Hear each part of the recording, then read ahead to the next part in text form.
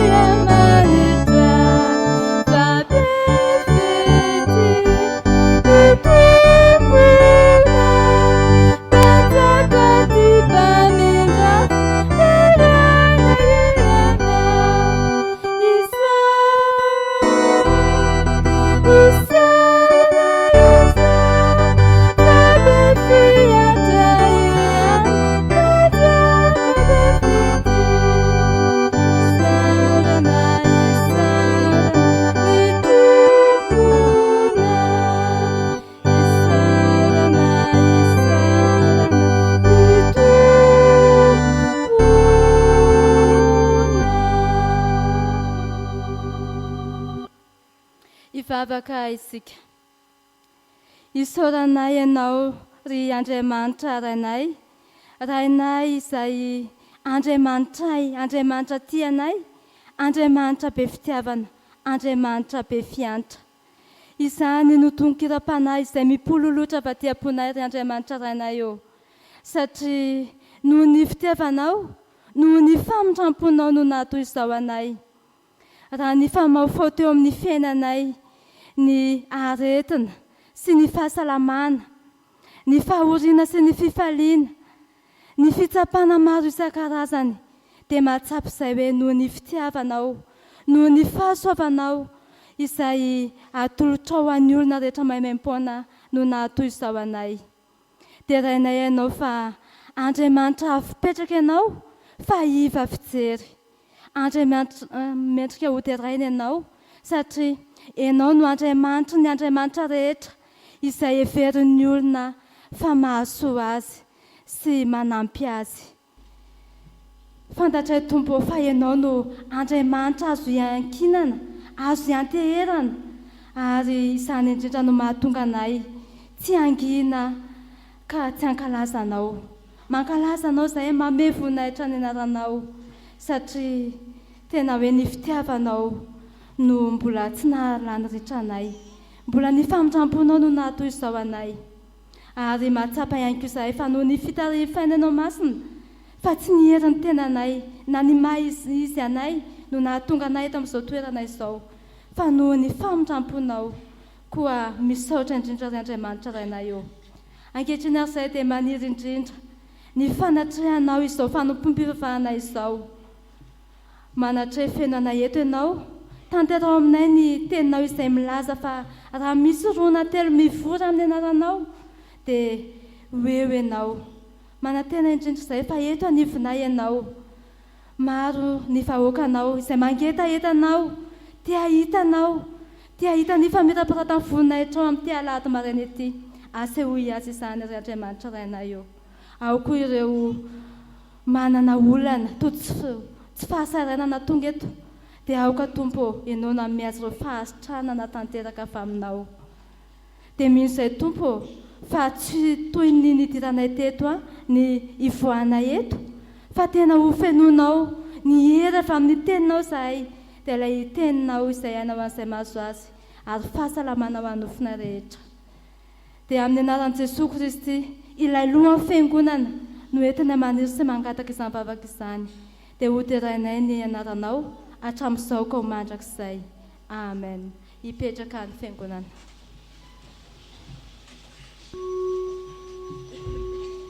Ny hira fafitopolo sy fitonjato no ataontsika ny andiny voalohany sy fahaenina dia hitsangana ny mpampianatra sy mpanabe hanao ny fampianarana.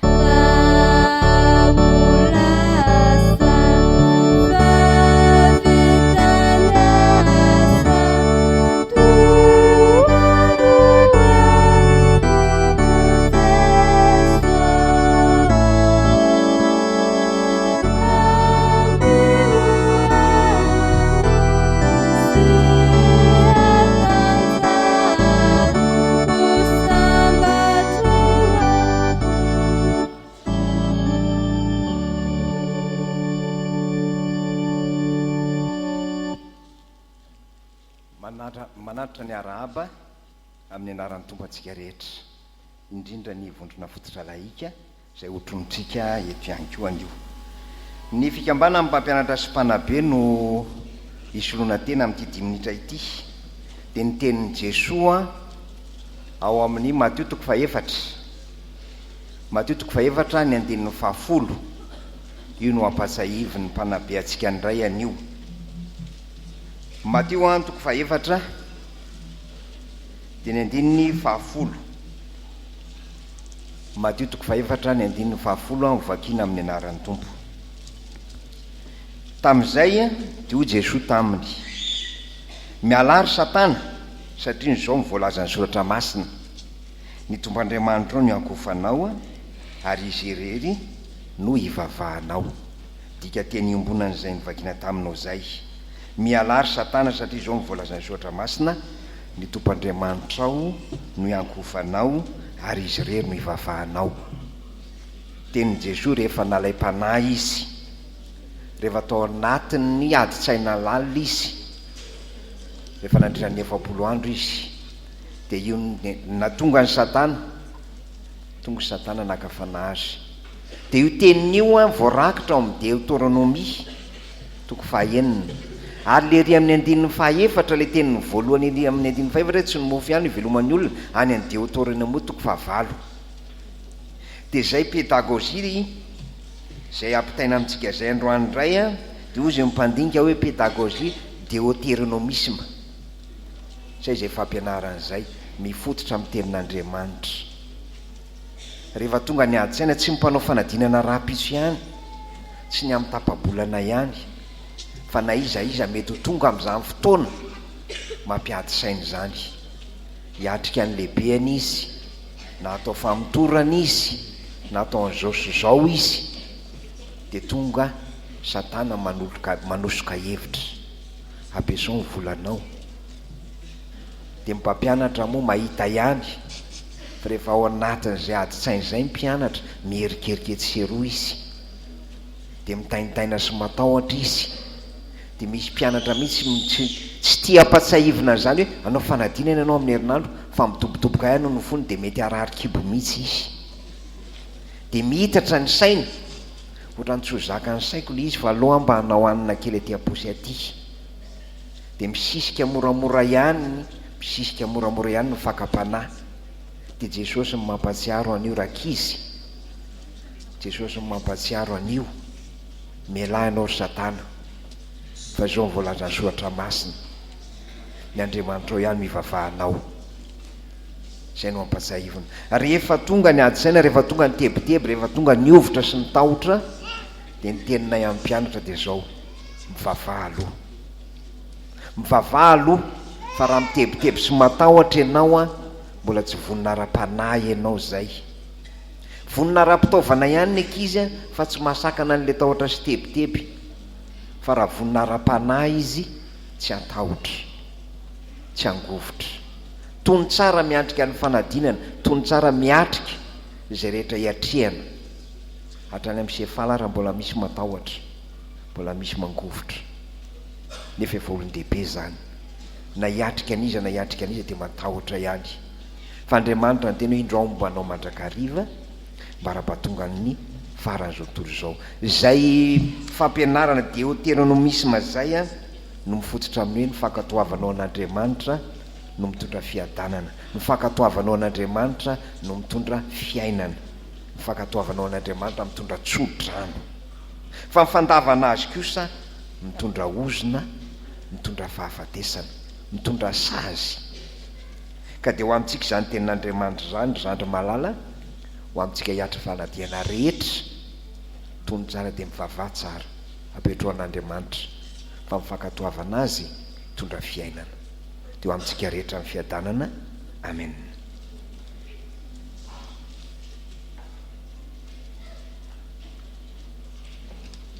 Tonga amin'ny fankalazana ny tenin'Andriamanitra isika ka ny hira faharoa-ambin'ny folo sy eninjato no ataontsika de roso amin'ny vavaka sy ny famakiana ny soratra masina isika aorian'izay. Yeah.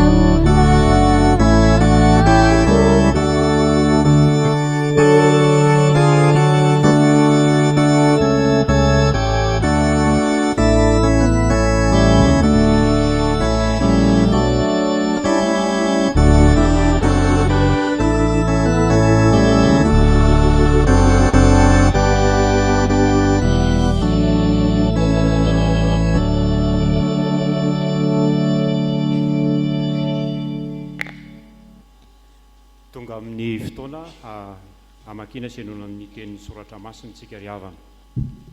Ny perikopa voalahatra anio a dia mivaky toy izao: testameta taloha, bokin'ny Nehemia, toko fahenina, ny andininy faraika ambin'ny folo ka hatramin'ny fahenina ambin'ny folo. Bokin'ny Nehemia, toko fahenina, ny andininy faraika ambin'ny folo ka hatramin'ny fahenina ambin'ny folo. Ao amin'ny filazantsara araka ny Jaona, toko faefatra ka ny andininy faraika amby telopolo ka hatramin'ny fahavalo amby telopolo. Filazantsara ny Jaona, toko faefatra, ny andininy faraika amby telopolo ka hatramin'ny fahavalo amby telopolo. Ary faranana ao amin'ny epistily voalohany nisoratan'ny Paoly ho an'ny Korintianina, toko faharoa amby roapolo, ny andininy toko faharoa amby folo, ny andininy fahafito amby roapolo ka hatramin'ny fahatelopolo. Epistily voalohany soratan'ny Paoly ho an'ny Korintianina, toko faharoa amby folo, ny andininy fahafito amby roapolo ka hatramin'ny fahatelopolo. Mialohan'izany dia hiara hivavaka isika. Ry Andriamanitra rainay eo, tonga eto amin'ity toerana masina ity indray izahay. Mahatsiaro ny fahalebiazanao, ny voninahitrao, manondrika ny lohanay eto anatrehanao izahay. Tsy no inona izany fa noho ny amin'ny teninao ihany, noho ny amin'ny famindraponao no mbola nanomezanao nay tombonandro indray ka ahafahanao mihaino izany teninao izany. Andriamanitra rainay eo, ny teninao izay naharinanay, ny teninao izay mamelombelona ny fanahinay, ny teninao izay hanananay fanantenana, ny teninao izay ahafahanay manova ny fiainanay. Koa ankehitriny Tompo, mangataka aminao izay, tario ny fananao masina, na ny tondra ny teny, na ny amaky ny teny, ary mba ahafahanay mihaino ihany koa izany teninao izany, ary omeonay ihany koa ny fananao masina, hanilika ny asan'ny Satana tsy handreboreby anay ka tsy ahafahanay mifantoka amin'izany teninao izany. Ary izany teninao izany anie ry Tompo, tsy hiverina aminao foana raha tsy efa nahavita nandrahanao anazy. Mino izay ry Tompo fa hiasa amin'ny tany lonaka izany teninao izany, satria angatahanay amin'ny anaran'i Jesosy Kristy izany. Amen.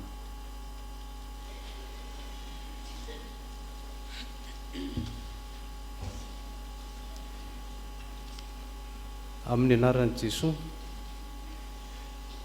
fa hoy izaho, moa ny lehilahy tahaka tokony handositra va? Ary iza no olona tahaka no mahazo miditra ao amin'ny tempoly ka ho velona. Tsy hiditra ao aho, ary hitako fa indro tsy Andriamanitra no naniraka azy, fa milaza izany faminaniana izany amin'ny tahany ahy izy, satria no tamazany Tobi sy Sambala izany no nanambazany azy mba hampitahotra ahy hanaovako izany, ka nitako dia hahazoany teny ratsy hanaratsiany ahy. Ry Andriamanitra, tsarovo Tobi sy Sambala araka izany asany izany mba amin'ny Noadi, mpaminany vavy sy mpaminany sasany koa, izay nampitahotra dia vita tamin'ny 20 andro ny manda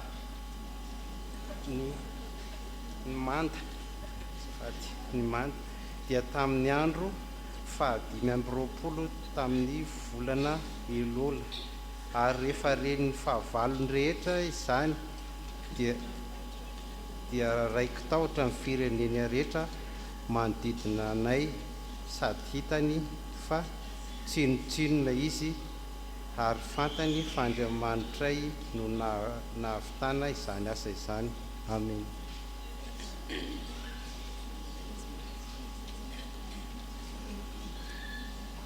Amin'ny anaran'i Jesosy, nandritra izany fotoana izany kosa dia niangavy azy ny mpianana nanao hoe: hany raby eo. Fa hoy Jesosy taminy: izaho manan-kanina izay tsy fantatrareo. Dia niresaka ny mpianatra ka nanao hoe: nisy olona nitondra zavatra hohaniny va ve? Hoy Jesosy taminy: ny aniko dia ny manao sitrapony izay naniraka sy mahavita ny asany. Moa tsy ianareo va no milaza hoe efa bolana no sisa dia ho tonga ny fararano? Indro lazaiko aminareo, atopazo ny masonareo ka jereo, fa efa masaka sahady ho amin'ny fijijana ny eny an-tsaha. Ary izay mijinja dia mandray karama ka mamory vokatra ho amin'ny fiainana mandrakizay, mba hiara-mifaly ny mpamafy sy ny mpijinja. Ary amin'izany dia marina ilay teny hoe: mamafy ny ray, mijinja kosa ny ray. Izaho maniraka anareo hijinja, izay tsy nisasaranareo. Olo-kafa no misasatra, fa ianareo kosa no niditra teo amin'izay nisasarany. Amen.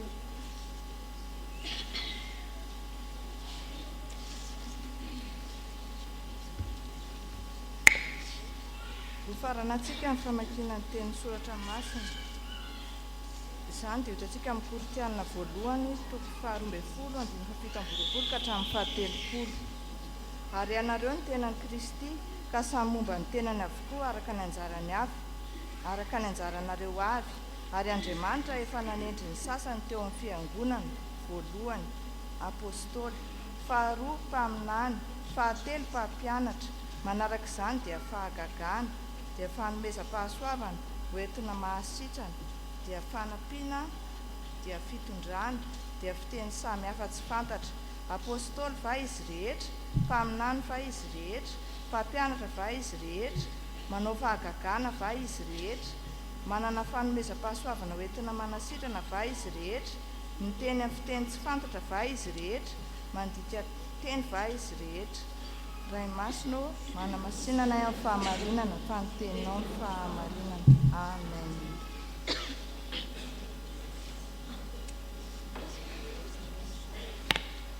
Andeha hitsanga sika hanao ny 7:7 ka ny andiny voalohany any no ataontsika.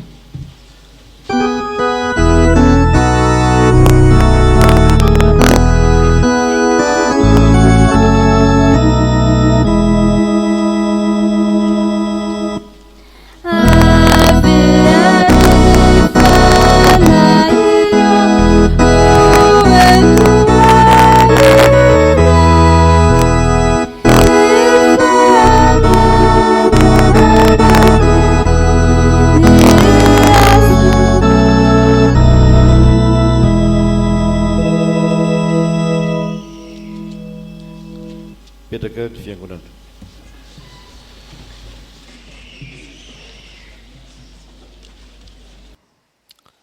Mbola mampitombona ao aminareo lalandavany ry havana ny fahasoavana mampiadanana avy amin'Andriamanitra raitsika Jesosy Kristy tompontsika. Amen. Miarahaba antsika rehetra hatratr'izao alahady zao, ary miarahaba manokana ireo havantsika eo amin'ny sampana vonona fototra laika izay azo lazaina hoe tompony izao fotoana izao miara-mivavaka amintsika ary mampita ny afatra sy ampitana ny afatra ao anatin'ity fanompovavahana ity. Rehefa miresaka n'izany vefelina izany eto amin'ny fijigema dia mahatsiaro ny taona 1797 tany Atsiranana, fa tany no nananganana izany sampana izany teto amin'ny fijigema mba ho fototry ny asan'Andriamanitra, ho fototry ny fijoroana vavolombelona ataon'ny laika ny vahoaka an'Andriamanitra. Reo vato nasonotry ny tany teo amin'ny fijigema, raha ny tena marina dia tsy ny tany nanolotra azy fa Andriamanitra ny nanolotra an'ireny olon'ireny, anana ny maizy azy, anana ny talentany, ny fanomezam-pahasoavana. Ary miresaka an'izany ity perikupantsika androany ity, fa miresaka ny Nehemia toko 9 sika, ao anatin'izany no akako ny afatra ho antsika amin'ity maraindia dia mahatsiaro ny asa zay nataon'Andriamanitra teo amin'ny fiainan'ny mpanompony ka raha itsika manokana ny andininy fahaenina ao amin'ny bokin'ny Nehemia toko fahaenina enina zany Nehemia toko fahaenina ary andininy azafady andininy fa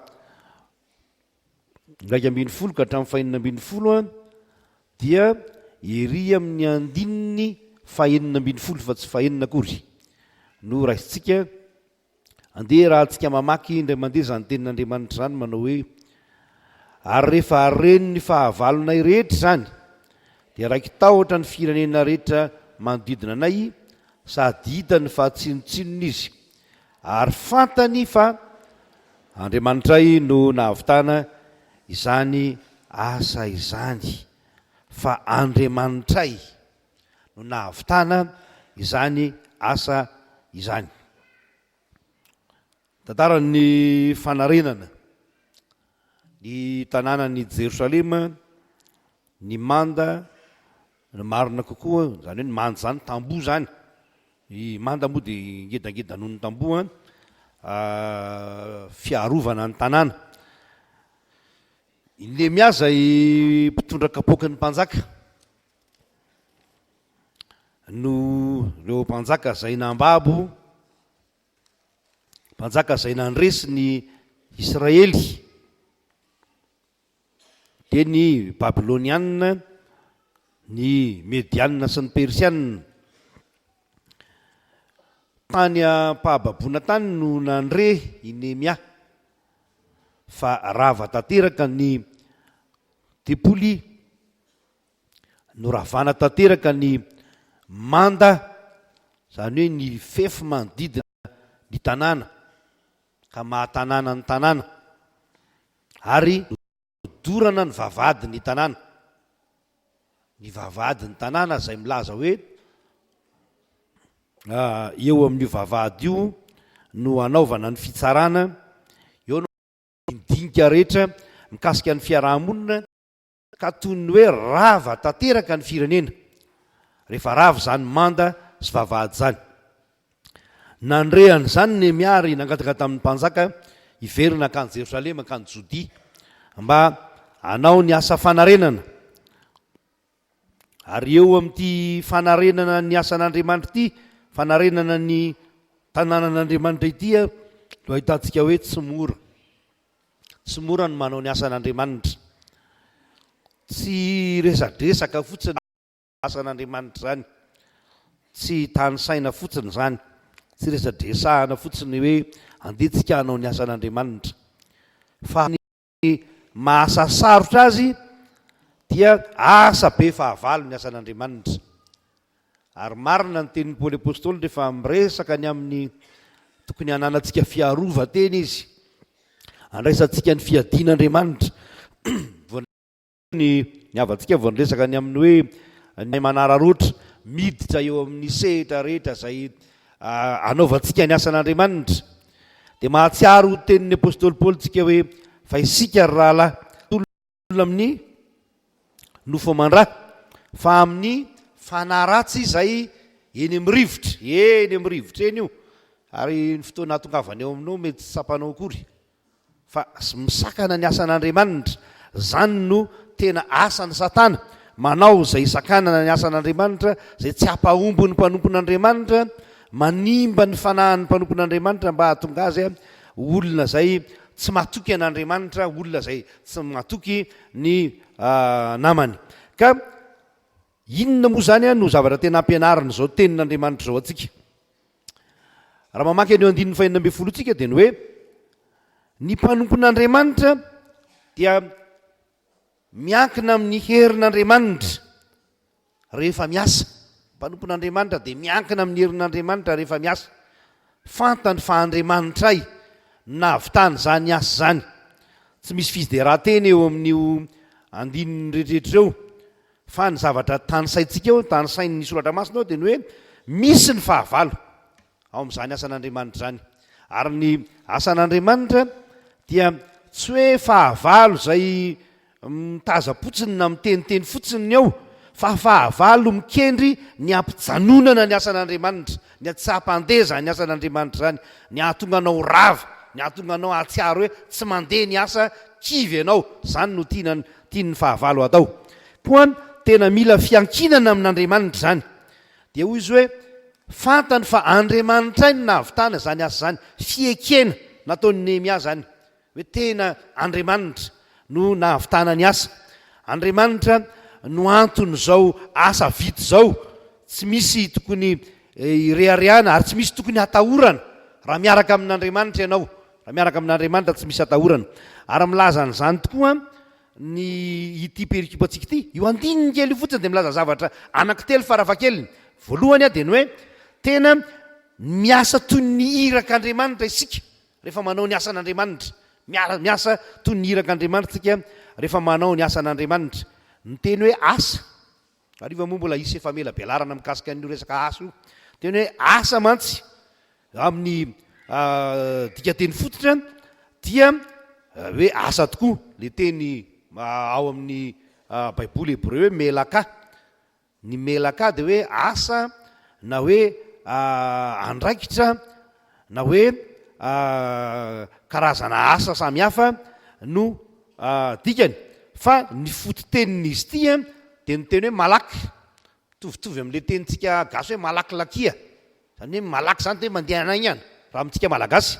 Fa ny malaky tsy mifanalavitra amin'izany fa iraka ny dikany teny hoe malaky, iraka na hoe anjely, zany ny dikany teny hoe malaky. Ka ny asa, ny fototenin'ny teny hoe asa dia hoe iraka.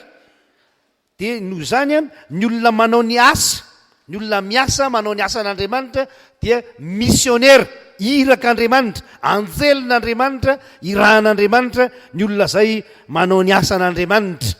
Tsy mipetraka, tsy olona manira-tena fa tahaka ny hitantsika eo amin'ny Genesis toko voalohany, raha vao mamaky ny toko voalohany sy ny toko faharoatsika ka mijery ny fiandohan'ity resaka asa ity, mbola ho resantsika moa zany raha hariva ary isy famelabelarana lalindalina kokoa noho izany, dia inona ny zavatra nataon'Andriamanitra voalohany ao amin'ny toko faharoa 1:10 amin'ny Genesis.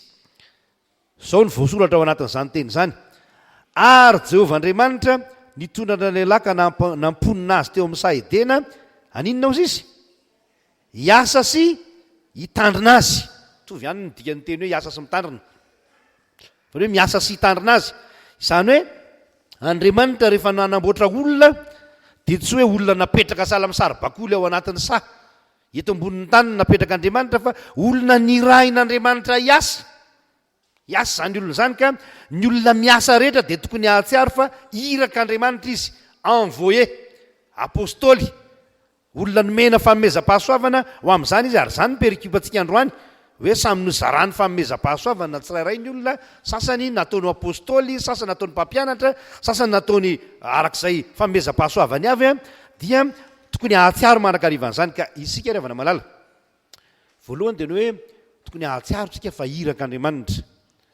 Rehefa mahatsiaro mahirak'Andriamanitra mantsika, tahaka ny Paoly apôstôly lay milaza amintsika ao amin'ny bokin'ny Korintianina lay teny malaza hoe iraka solon'isy zay ozy izy, iraka solon'ny Kristy zay, dia mahatsiaro tsika fa tsy tsika ny tompon'ny asa fa ilay maninona ny tompon'ny asa? Ilay naniraka ny tompon'ny asa.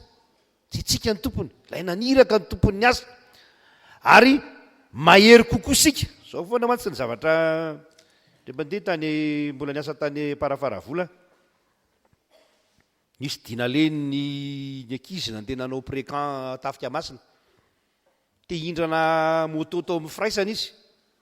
Ny commune moa olona mpiangonana ihany dia mampindrana ny moto rehefa misy ale amin'ny pasteur na misy ale zay sam'izany tsy nahana moto, tsy nahana bisikileta, tsy nahana fiara. Dia hoy le rangahy rehefa tavaverina avy tany izy mitondra moto dia gaga, azafady aloha pasteur, dia efa ahoana ary taizy ty moto ty, moton'ny firaisany ty, any commune zany. Azafady aloha fa nampiasaiko ny anaranao nangalako an'ity. Dia nampiasainao ahoana ny anarako? Ka niteny tamin'ny ben'ny tanàna ozy izy hoe ny raha amin'ny pasteur ka nyty moto ty, dia nameno ozy izy. Raha ge zany fa raha ohatra soratsina hanovanao ny asan'ny tompo ty zany dia raharaha be zany. raha very tamotoan'olona ka zany raindray no ny olona matetika dia mampiasa ny anaran'ny olona lehibe noho izy ary zany no toko atsika amin'ny asan'andriamanitra mahatsiaro tsika fa iraka andriamanitra ka tsy mampiasa ny anarantsika tsika fa ny anaran'izy ny anaran'andriamanitra no ampiasaitsika raha manao ny asan'andriamanitra tsika fa raha ny anarantsika no ampiasaitsika tsy mahombotsika miantona daholo zay rehetra ataotsika fa ny anaran'andriamanitra iraka andriamanitra tsika malaky n'andriamanitra tsika ilay iraka fanirakiraka andriamanitra tsika ary mandeha amin'izay anirahan'andriamanitra tsika ary manana fahefantsika satria ny rahan'andriamanitra tika manahirana amin'ny karazam-pivavahana rehetrarehetra ty fivavahana hafa na fivavahana kristianina azy zay mba hitenenako antsika foana hoe mila manana an'ilay antsony hoe esprit de discernement mandinika tsara amin'izao andro misy atsika zao fa tsy manaonao foana tsy mitsabatsabaka foana any amin'ny fivavahana tsy fantatra fa ndraindray iza moa ndraindray misy olona paster na salam'izany nanontaniana atao amin'ny radio indray mpandeha hoe iza moa no taiza moa anao nianatra paster zaho tsy nianatra paster ka milaza fa paster ianao izy le raha iza ary naniraka iza ary nanokana anao paster fanamasina ozy nanokana de avy aiza fanamasahany aho zy avy atrany de avy any ambony no nilatsaka ny fanamasina tsy paster ianao raha izany ozy izy lay raha fa ataoko hoe monsieur ianao adevitra atao amin'ny radio zany de ndraindray tokoa reny olondray rehefa dinihana sady tsy nisy naniraka fa manira tena io fahefam-piangonana io ange tsy hoe rafitra io tsy ny rafitra fotsiny fahefam-piangonana fa ny fahefam-piangonana tena milaza ny tenany kristy ny fiangonana ary rehefa tenany kristy ny fiangonana dia ao amin'ny fiangonana zany ny fahefana maniraka ny olon'andriamanitra zay no mahatonga antsika misy pastera atokana pastera ny fiangonana manokana azy misy dekona atokana ho dekona ny olona ny fiangonana ny maniraka azy misy mpampianatra atokana ho mpampianatra ny fiangonana ny maniraka azy zany hoe andriamanitra ny maniraka azy fa tsy manira tena izy atao hoana ny fandeha raha tsy ny rahana hoy ny soratra masina fa manjary lasa simba ny asan'andriamanitra ary tsy mahavita ninninona satria tsy manana fahefana rehefa manira tena tahaka izany ny olon'andriamanitra zay ny voalohany miankana amin'ny herin'andriamanitra mpanompony ka miasa toy ny irak'andriamanitra ny faharoa de hoe rehefa mamaky an'io andininy eo amin'ny Nehemia io sika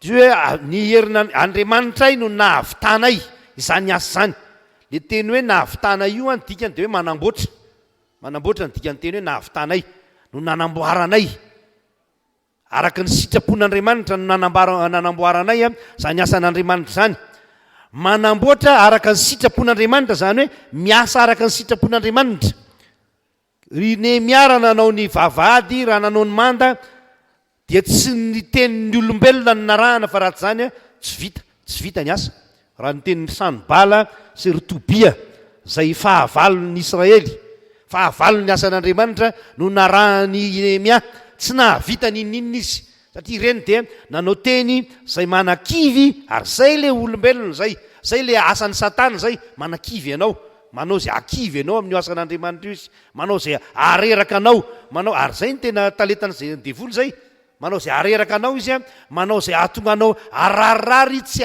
ahavita ny asan'andriamanitra ary lazay ny daholo ny zavatra rehetra zay mety animba ny finoanao ary na Jesosy tompontsika azy ao amin'ny Matteo 4 zay hitantsika io ny fakanafanahan' Jesosy Kristy dia nataony devoly an'izany nalainy fanahy tamin'ny zavatra maro mba hahatonga azy tsy hanao ny asan'andriamanitra anankiray amin'izany ozy menjerahany ambany any ozy izy fa misy tenin'andriamanitra manao indro ny anjeliny eo an-tanan'ny anjelin'andriamanitra ianao sy ny sisa de menjerahany ambany any amin'izay mantsy raha menjerany ambany any Jesosy makahatra an'andriamanitra de maty any vitatra eo ny asan'andriamanitra tsy mandeha ny asa-pamonjena de tsy ny hainao an'izany tenin'andriamanitra tenin'olombelona zany tenin'ny devoly zany Nehemia fa ny tenin'andriamanitra ka ny dikany hoe nahavitana izany asa zany de hoe nanamboatra araka ny sitrapon'andriamanitra zay zany hoe ny asa zay fa tsy araka ny tenin'olombelona tsy arak'izay lazain'olombelona fa arak'izay ny lazain'andriamanitra fa ny trano rehetra hoy ny Hebreo 7:1 de misy mpanamboatra azy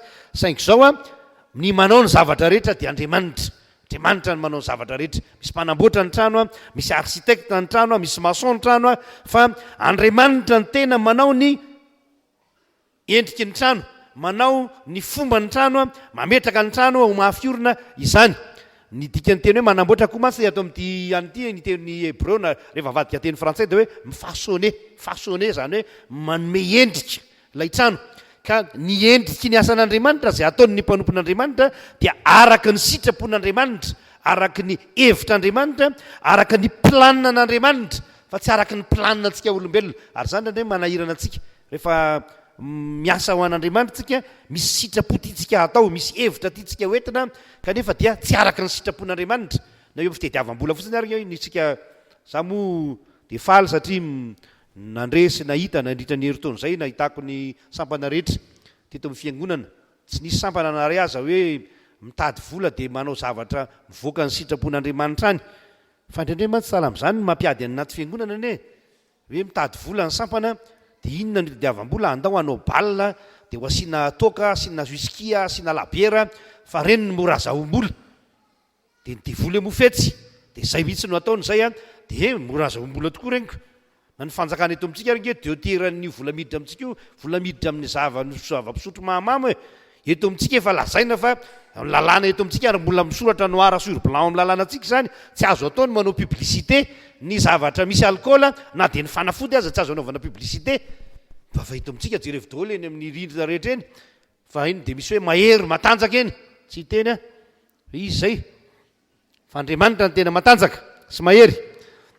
Ka isika miasa ho an'Andriamanitra, manamboatra araka ny sitrapon'Andriamanitra. Raha miasa Nehemia dia miasa ho an'ny sitrapon'Andriamanitra arak'izay nandrahan'Andriamanitra atsika, arak'izay talenta nomen'Andriamanitra atsika, arak'ilay hitantsika atao amin'ny Korintianina voalohany a 2:27 ka hatramin'ny 7 teo. Samy nirahan'Andriamanitra tsika ary manana talenta tsika, ampiasao ny talenta tsika. Resantsika arariva koa zay le hoe inona marina moa zany hoe talenta zany, fa ampiasao zany talenta tsika zany, fa io talenta io a no andanjan'Andriamanitra atsika. Dikany teny hoe talenta mantsy na teny hébreu na ny teny grika dia hoe lanja ny dikany, lanja ny dikany io. Ka io zany dia hoe raha hoe lanja ny dikany io dia ao amin'ny fampiasantsika ny talenta tsika io a dia lanjain'Andriamanitra tsika. Ary mba tsy hitenenan'Andriamanitra tahaka n'ilay mpanjaka babilonianina anankiray hoe efa nolanjaina ianao ka hita fa mahay vandanja, dia ampiasao zany talenta tsika zany a ka araka ny sitrapon'Andriamanitra no ampiasantsika azy, tsy ho alevina ny talenta, tsy hireharehana ny talenta izay nomen'Andriamanitra, fa raha manao ny asan'Andriamanitra tsika dia mihevitra hatrany hoe ahoana zany sitrapon'Andriamanitra amin'ny fanatanterahana ny asan'Andriamanitra zany. Farany ny dikan'io teny eo amin'ny andininy 5:10 hoe Andriamanitra iny navitana izany asa zany dia izao: Andriamanitra no andro ny ankinana navitana ny asa. Ary marina tamin'ny Nehemia zany, Andriamanitra tokoa no andro ny ankinana navitana ny asa. Ny dikan'ity teny hoe Andriamanitra io moa efa henontsika foana zany rehefa miteny ny testamenta taloha. Ao amin'ny testamenta taloha dia hoe Elohim no dikan'ny anaran'Andriamanitra. Ny fototenin'ny Elohim dia hoe olona, tena fototenin'izy io a teny hoe olona, mitovitovy amin'ny tsy hoe olombelona akory, fa ny dikan'ny teny hoe olona dia hoe mafy be. Dia ny vocabulaire contemporaine amin'izao fotoana izao moa dia milaza azy hoe poteau, sahala amin'ny poteau ny jirama béton ngeda be io a, mafy be, tsy azo atao inona, fort ozy izy ny teny frantsay, mahery izany. Ka tsy vitany hoe mahery fa maharitra mandrakizay, izany no dikan'ny teny hoe Jehova, maharitra mandrakizay a. Ka ny mpanompon'Andriamanitra rehefa manao ny asan'Andriamanitra tsy mitoky aminazy boboka, tsy matoky ny tenany na ny sandriny na ny heriny, fa matoky an'izy, matoky an'Andriamanitra izy. Maninona moa tsika no matoky an'Andriamanitra? Satria Andriamanitra mafy noho isika, mahery noho isika Andriamanitra, Andriamanitra no mahery. Ary izay no mahatonga ny soratra masina ilaza hoe aza matoky ny lehibe na ny zanak'olombelona izay tsy mahavonjy. Raha manao ny asan'Andriamanitra tsika ary afaka malala, tsy manaraka olombelona tsika, tsy olombelona izay tsy mahavonjy no arahantsika, tsy pastera izay mety manana fahalemeny, mety marary, mety maty, mety miova, mety mivadika, etsetraetsetra. Tsy olombelona tahaka atsika izay miaraka amintsika any amin'anatin'ireny sampany ireny, tsy reny no eteherantsika. Ary hitantsika matetika amin'ny soratra masina zany, raha nandeha nanafika ry Gideona, dia nosovanin'Andriamanitra ny olona isan'ny olona satria tratra manalina ny olona dia ozy be loatra nareo ndrao nareo ka rehefa mandresy eo nareo dia milaza hoe ny herinay nadresenay satria maro zahay fa mandehana aloha ny olona sivy milelaka rano ery ambany ery dia jereo eo hoe reto no atokana reto asiana mody ary ditantsika fa 300 ihany 300 monja no zany sisany janona niaraka tamin'ny Gideona nandeha nandrava ny mandany Jeriko nandeha nanafika ny fahavalo tamin'izany fotoana izany takizany koa ny tantaran'ny fandravana ny mandany Jeriko izay olombitsy monja no nentina nandrava n'izany mandany Jeriko zany olona tsy nitondra fiadiana kory fa siny no nentina ary no velesiny zany sy ny zany no vakiny zany sy ny zany nanehoana fa Andriamanitra no ambadika izany rehetrarehetra zany. Ka raha manao an'itony asan'Andriamanitra ty amin'ny fiangonana itony tsika raha malala ianareo vehivelona moa anisan'ny tena hoe ny sampana zay sampanasa angamba ny tokony nilazana anareo raha ny tena marina kanefa dia sampana moa nareo fa tsy sampanasa fa sampana tokony asa indrindra ao anatin'ny fiangonana dia ianareo no taratry ny asa ataon'ny vahoakan'Andriamanitra laika laos satria avy amin'izany ny teny hoe laika laos dia isika zao mpanompon'Andriamanitra ho irak'Andriamanitra ty amin'ny fiangonana raha manao ny asan'Andriamanitra tsika dia tokony ny herin'Andriamanitra foana no ambadika izany asa ataontsika izany fa raha vao ny herintsika dia resitsika raha vao ny herintsika dia malemitsika raha vao ny herintsika dia tsy mahomby izay ataontsika io ary amin'itony asan'Andriamanitra itony izany nge no clén'ny asan'Andriamanitra ny clén'ny asan'Andriamanitra tsy ny fahaizany mpitarika tsy ny fahaizanay izay hoe mitondra fa ny clén'ny asan'Andriamanitra dia ny hoe ny mpitarika tena mahay dia miankina amin'Andriamanitra miankina amin'ny herin'Andriamanitra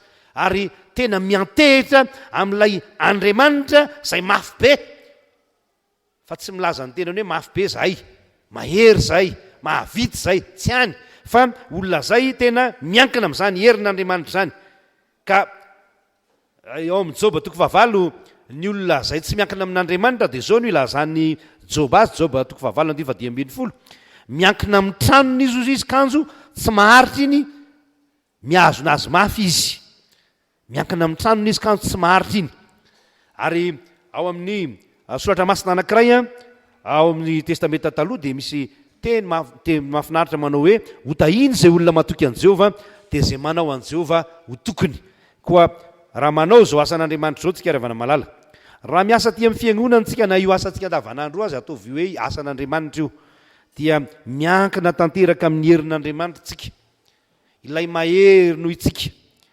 ilay mahery noho ny mahery ilay mafy indrindra no iankinantsika aza miankina amin'ny olombelona aza miankina amin'ny tenanao na ny fahalalanao hoy ny bokin'ny oabolana raha milaza zany amintsika fa miankina tanteraka amin'Andriamanitra fa ny olona miankina amin'Andriamanitra tsy mianjera fa ny olona miankina amin'ny tenany dia solafaka mandrakariva ary sasatra ny miarina ary zany no mahatonga ny soratra masina hoe ao amin'io Andriamanitra io ihany no alavony ny mpanompon'Andriamanitra ary eo koa no iarenany zany mantsy ny mpanompon'Andriamanitra ao no alavony dia ao koa no iarenany fa ao Andriamanitra no mamela heloka azy ary ny olona rehefa avelan'Andriamanitra heloka dia tonga tafaray amin'ny herin'Andriamanitra ka tonga mahery mafy be azany nge nidika ny tenin'ny tompo tamin'ny Petera rehefa niteny tamin'ny Petera izy indro azo nahita ny Satana latsaka taka ny varatra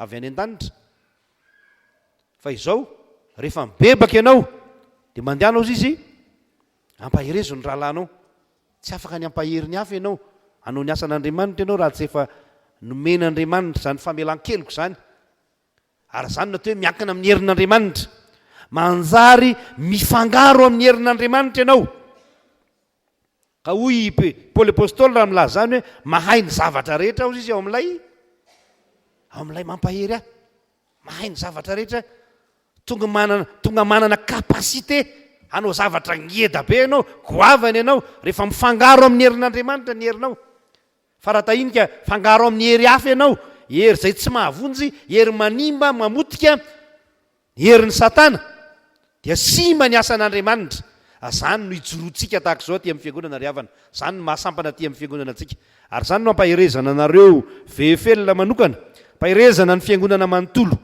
hoe aza miankina amin'ny tenantsika fa miankina amin'Andriamanitra, akino amin'ny tompo tanteraka ny asan'ny fiangonana, aza mieritreritra ny vola eo ampelantananao na ny fahaizana eo ampelantananao, fa zao foana ataovy ny eritreritra hoe raha Andriamanitra ny momba antsika, iza ozy izy maninona, ary tsy misy maharombaka zay eo an-tanan'Andriamanitra. Raha izy ny miasa, iza moa no mahasaka an'izany. Raha ianao no miasa, mety voasakana ianao, fa raha Andriamanitra ny miasa, satria mahery izy, tsisy olona ahasaka an'izany noviana. Ary na vitsy aza zakivy indray moa maheno amin'ny vehivelona hoe zay vitsivitsy pastera, fa zakivy zany avitsiny zany, fa maro tsika miaraka amin'Andriamanitra, mahery tsika miaraka amin'Andriamanitra, apetrao eo fovoan'ny sambana, eo fovoan'ny fiangonana, eo fovoan'ny fianakaviana, zany Andriamanitra mahery zany. Fa matotsika samy mipetraka ao ambony riana ao dia misy an'ireto andro reto mitazona an'io riana eo,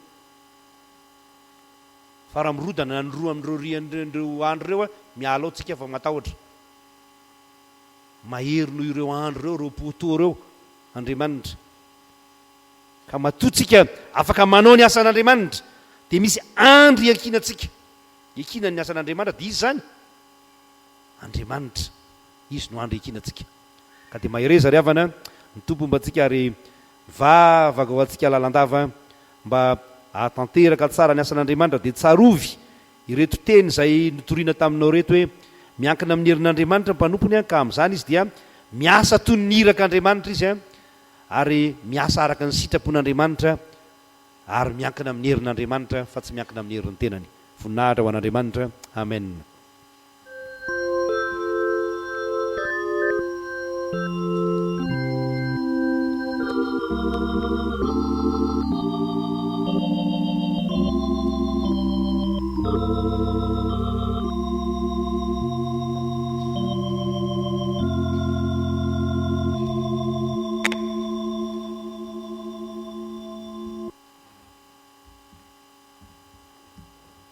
Ivavaka isika. Misaotra anao izay ry Andriamanitra rainay eo noho ny amin'ny teninao izay nomenao anay. Nampafantatra anay ianao fa raha miankina amin'ny herinao izahay dia ahavita ny asa izay nanarahanao anay. Na dia eo aza ilay Satana izay manakorotana anay, na dia eo aza ny asan'ny Satana izay mandreraka anay tsy ahavitana ny asanay. Dia matoky izay fa asanao no atao, koa ny herinao no iankinanay, ny sitraka ao irery ihany no tokony ataonao eo fanatanterahana ny asa, satria ianao Andriamanitra mihitsy ihany no manampy anay ahavitanay ny asanao. Tompo, eo anatrehan'izany dia mahatsiaro izay fa miankina amin'ny herinay, miankina amin'ny zavatra anananay, miankina amin'ny fahaizana mampahalalana izay anananay rehefa mba manatanteraka ny asanao izahay. Andriamanitra tianay anefa ianao ka mbola manitsy anay sy mananatra anay mandrakariva mba iankinanay tanteraka amin'ny herinao. Dia misy izay Tompo fa Andriamanitra mpamela heloka ianao, Andriamanitra mpamindra fo sy mpiantra ianao, koa mifona aminao izahay. Jereo Tompo ny fahorinay, jereo ny tsy finoanay eo amin'ny fanatanteranay ny asanao. Miankina amin'ny herin'ny tenanay izahay, koa tsy mahagaga raha tsy mahavita ny asa izay napetraka ho sahanay. Tompo, mamindrafo aminay, ny fiteninay, ny fihetsikay, ny fitondran'ny tenanay dia tsy fanaraka tamin'ny sitraponao. Diovy izay Tompo dia adio, ary avao izahay iorina mandrakariva amin'ny teninao, tario amin'ny lalan'ny fahamarinanao izahay ka hamarino sy hamasino. Dia aoka ianao no oloha lalanay amin'izay rehetra ataonay mba iankinanay tanteraka amin'ny herinao irery ihany. Dia mino izay Tompo fa mila ny helokay rehetra ianao, satria ny tenina hoe raha miaiky ny fahotanay izahay dia matoky sy marina ianao ka mamela ny fahotanay ary manadio anay ho afaka amin'ny tsy fahamarinanay rehetra. amin'ny anaran'i Jesosy Kristy ilay mpamontsy mpanafaka anay no anaovanay izany vavaka izany. Amen.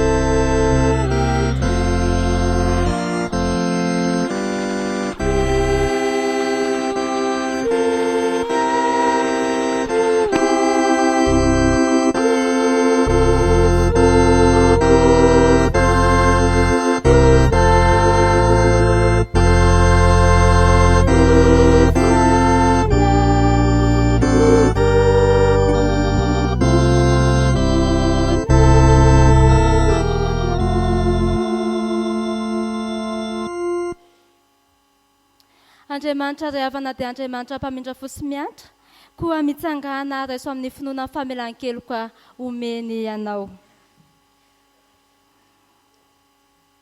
Hoy ny Tompo, hositraniko ny fihodinanao, ho tianao tsy fizonanao, fa efa niala taminao ny fahatezerako. Iza no hiampanga ny olom-boafidin'Andriamanitra? Andriamanitra no manamarina azy. Iza no manameloka? I Kristy Jesosy no efa maty. Eny, sady nitsangana tamin'ny maty koa, ka mitoetra eo amin'ny tanankavanan'Andriamanitra ary mifona ho antsika. Voavelany elokareo noho ny anaran'i Jesosy Kristy Tompontsika. Mihiderany Tompo. Sambatra ny olona izay voavelany elony sy voasarona amin'ny fahotany. Sambatra ny olona izay tsy sain'i Jehovah eloka ary tsy misy fitaka amin'ny fanahiny. Amen. Sambatra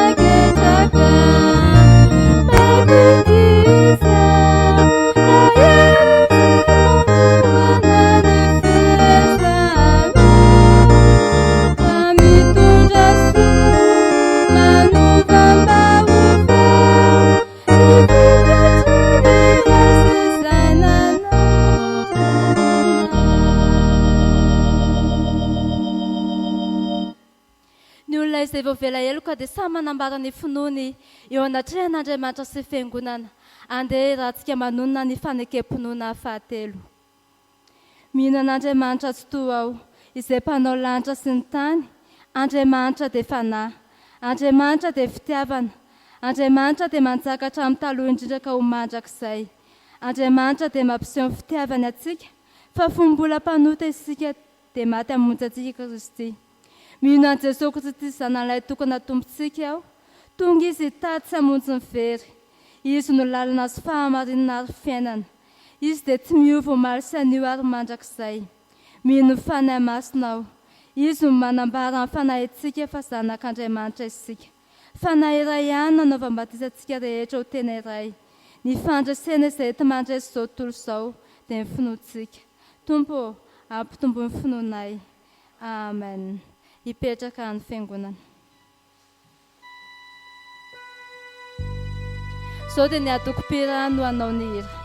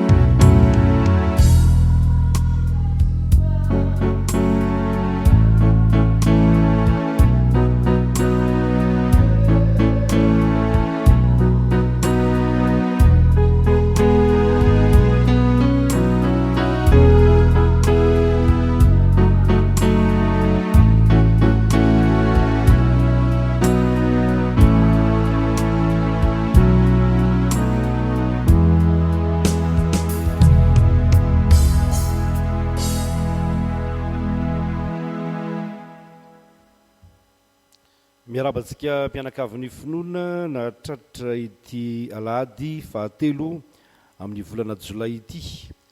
Alady ihany koa izay ombonantsika amin'ny sampana vondrona fototra laika rehetra manerana ny sahan'ny fitsegem, ary hitonantsika mbavaka manokana ihany koa ny sampana izay mijoro eto amin'ity fitandremana misy atsika ity. Arabaina manokana ihany koa nareo mpiandry ao amin'ny sampana fifoazana, ny ao ny mpiandry eto toerana, ao ny avy any ivelany izay miara-miasa mba ho fampaherezana ny vahoaka an'Andriamanitra. Ary arabaina isika mpianakavin'ny finoana rehetra, ao ny nandalo zavatsarotra kanefa dia nanehoan'Andriamanitra ny voninahiny ny fiainanao arahaba tafita soamantsara, ary ao ny nandray fahasoavana sy fitahiana arabaina fa nahazo fahasoavana, ary dia hitombo lalandava ao amin'ny fiainanao ane izany fahasoavana izany. Isika mpianakavin'ny finoana kosa dia irina mba hahery lalandava, hatanjaka hahery sika ka tsy ho hika foana ny hika fanaontsika ty amin'ny fiangonana hoe raha misy izay kelikely hery dia aoka izy hika hoe mahery aho, fa tena ho mahery tokoa isika, mahery noho ny mahery satria miaraka amin'ilay mahery dia ilay mahery ny Jakoba dia ilay Jehova Andriamanitra rainy Jesosy Kristy tompontsika. Ary dia ndretsika hanao indray izany hika fanaontsika izany, ary ianareo vehivelona moa dia anankiray tokony hika mafy ao anatin'izany hoe raha misy kelikely hery dia aoka izy hika hoe tena mahery ve izany, hery izany ka, fa dia maherytsika menakafo satria miaraka amin'ny tompo. Irosotsika izao amin'ny fifampiarabana eo amin'ny asa fijoroana ho vavolombelon'ny tompo moa amin'ny asan'Andriamanitra, dia hifampiaraba amin'ny sampana vondrona fototra laika isika. Ary dia izany no anasako anareo rehefa malala hiakatra ny alitara masina mba hanao izany. Rehefa vita ny fifampiarabana io dia hira indray ny atoko-pihira izay manana anjara. Rehefa vita izany dia miditra amin'ny antsoina hoe asan'Andriamanitra tsika, ka ary amin'ny fanolorana ny rakitra.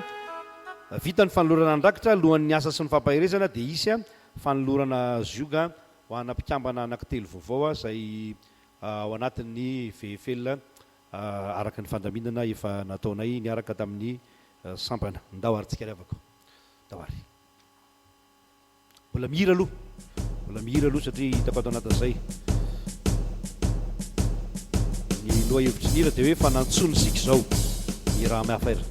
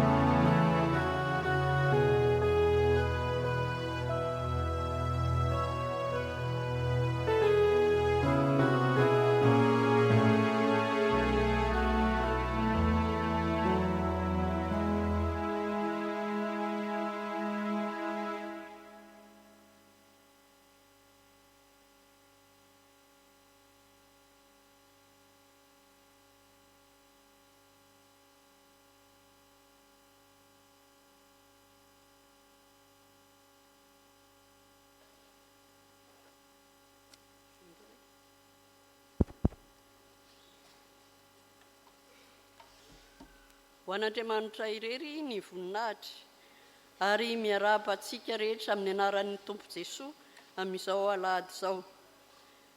Misaotra an'andriamanitra noho ny nahatrarana ny andro androany izay natokana hitondrana mbavaka ny vondrona fototra laika eto amin'ny FJKM Salema vaovao.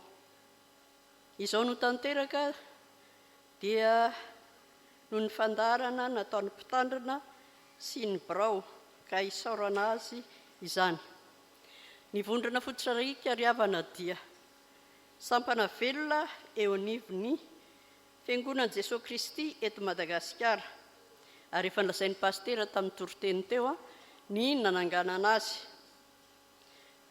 Izany sampana laika izany dia manana adidy lehibe izay no tanterahany ary mbola ho tanterahany eo anivon'ny FJKM satria dia manana andraikitra izy eo anivon'izany foibe FJKM izany amin'ny alalan'ny fanampiana azy eo amin'ny arabola raha sindra misy ny tsy fahampiana tsy fahatombanan'izany eo anivon'ny foibe FJKM dia ny laika ny foibe laika miantso ny laika rehetra eran'ny fiangonana mba anampy ny foibe amin'ny alalan'izany.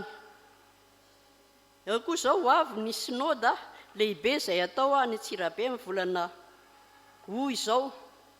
Hatramin'izay nisiny ny synôda lehibe teo anivon'ny FJKM dia nandray anjara feno tamin'izany ny sampana fivondronana laika eo amin'ny foibe zany ary ny laika isaky ny fitandremana dia manatanteraka ny adidiny koa amin'izany.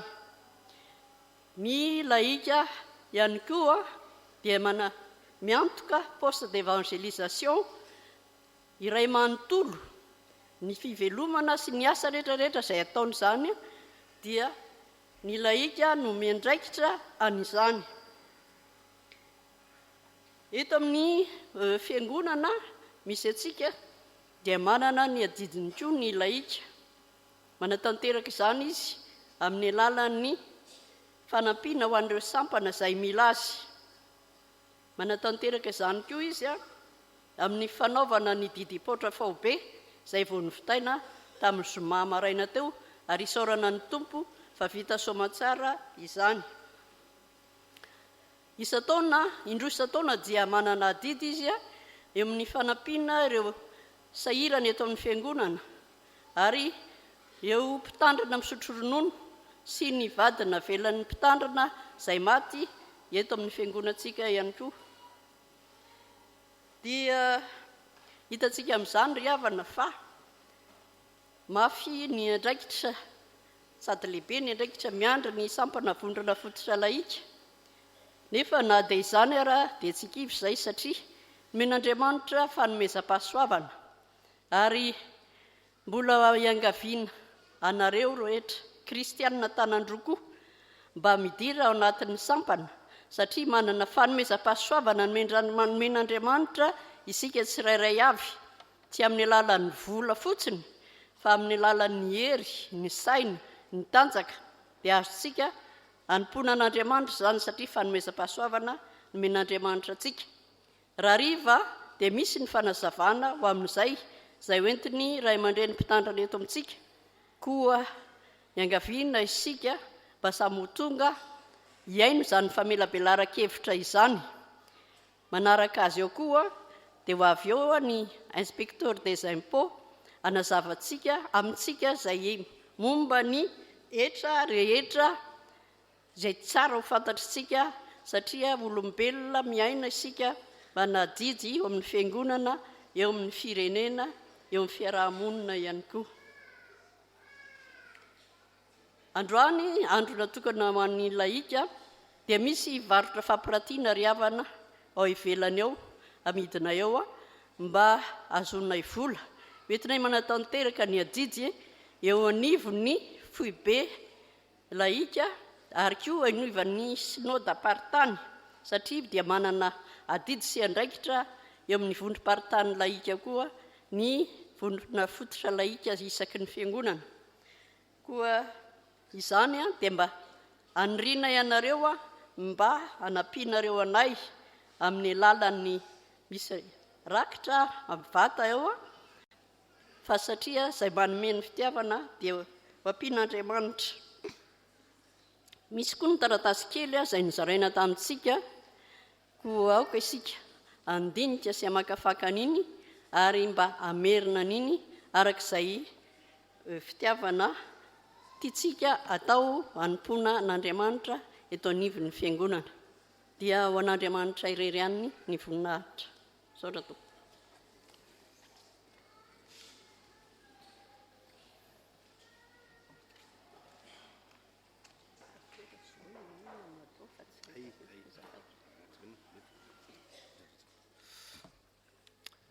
Revaka malala rehetra amin'ny tompo fifaliana no ifampiarabantsika amin'ny vondrona fototra laika eto amin'ny fitandremana misy atsika tsara ihany ny mampafantatra ny hoe ny so gagagaga mantsika fa ny ty voefeliny ty a manana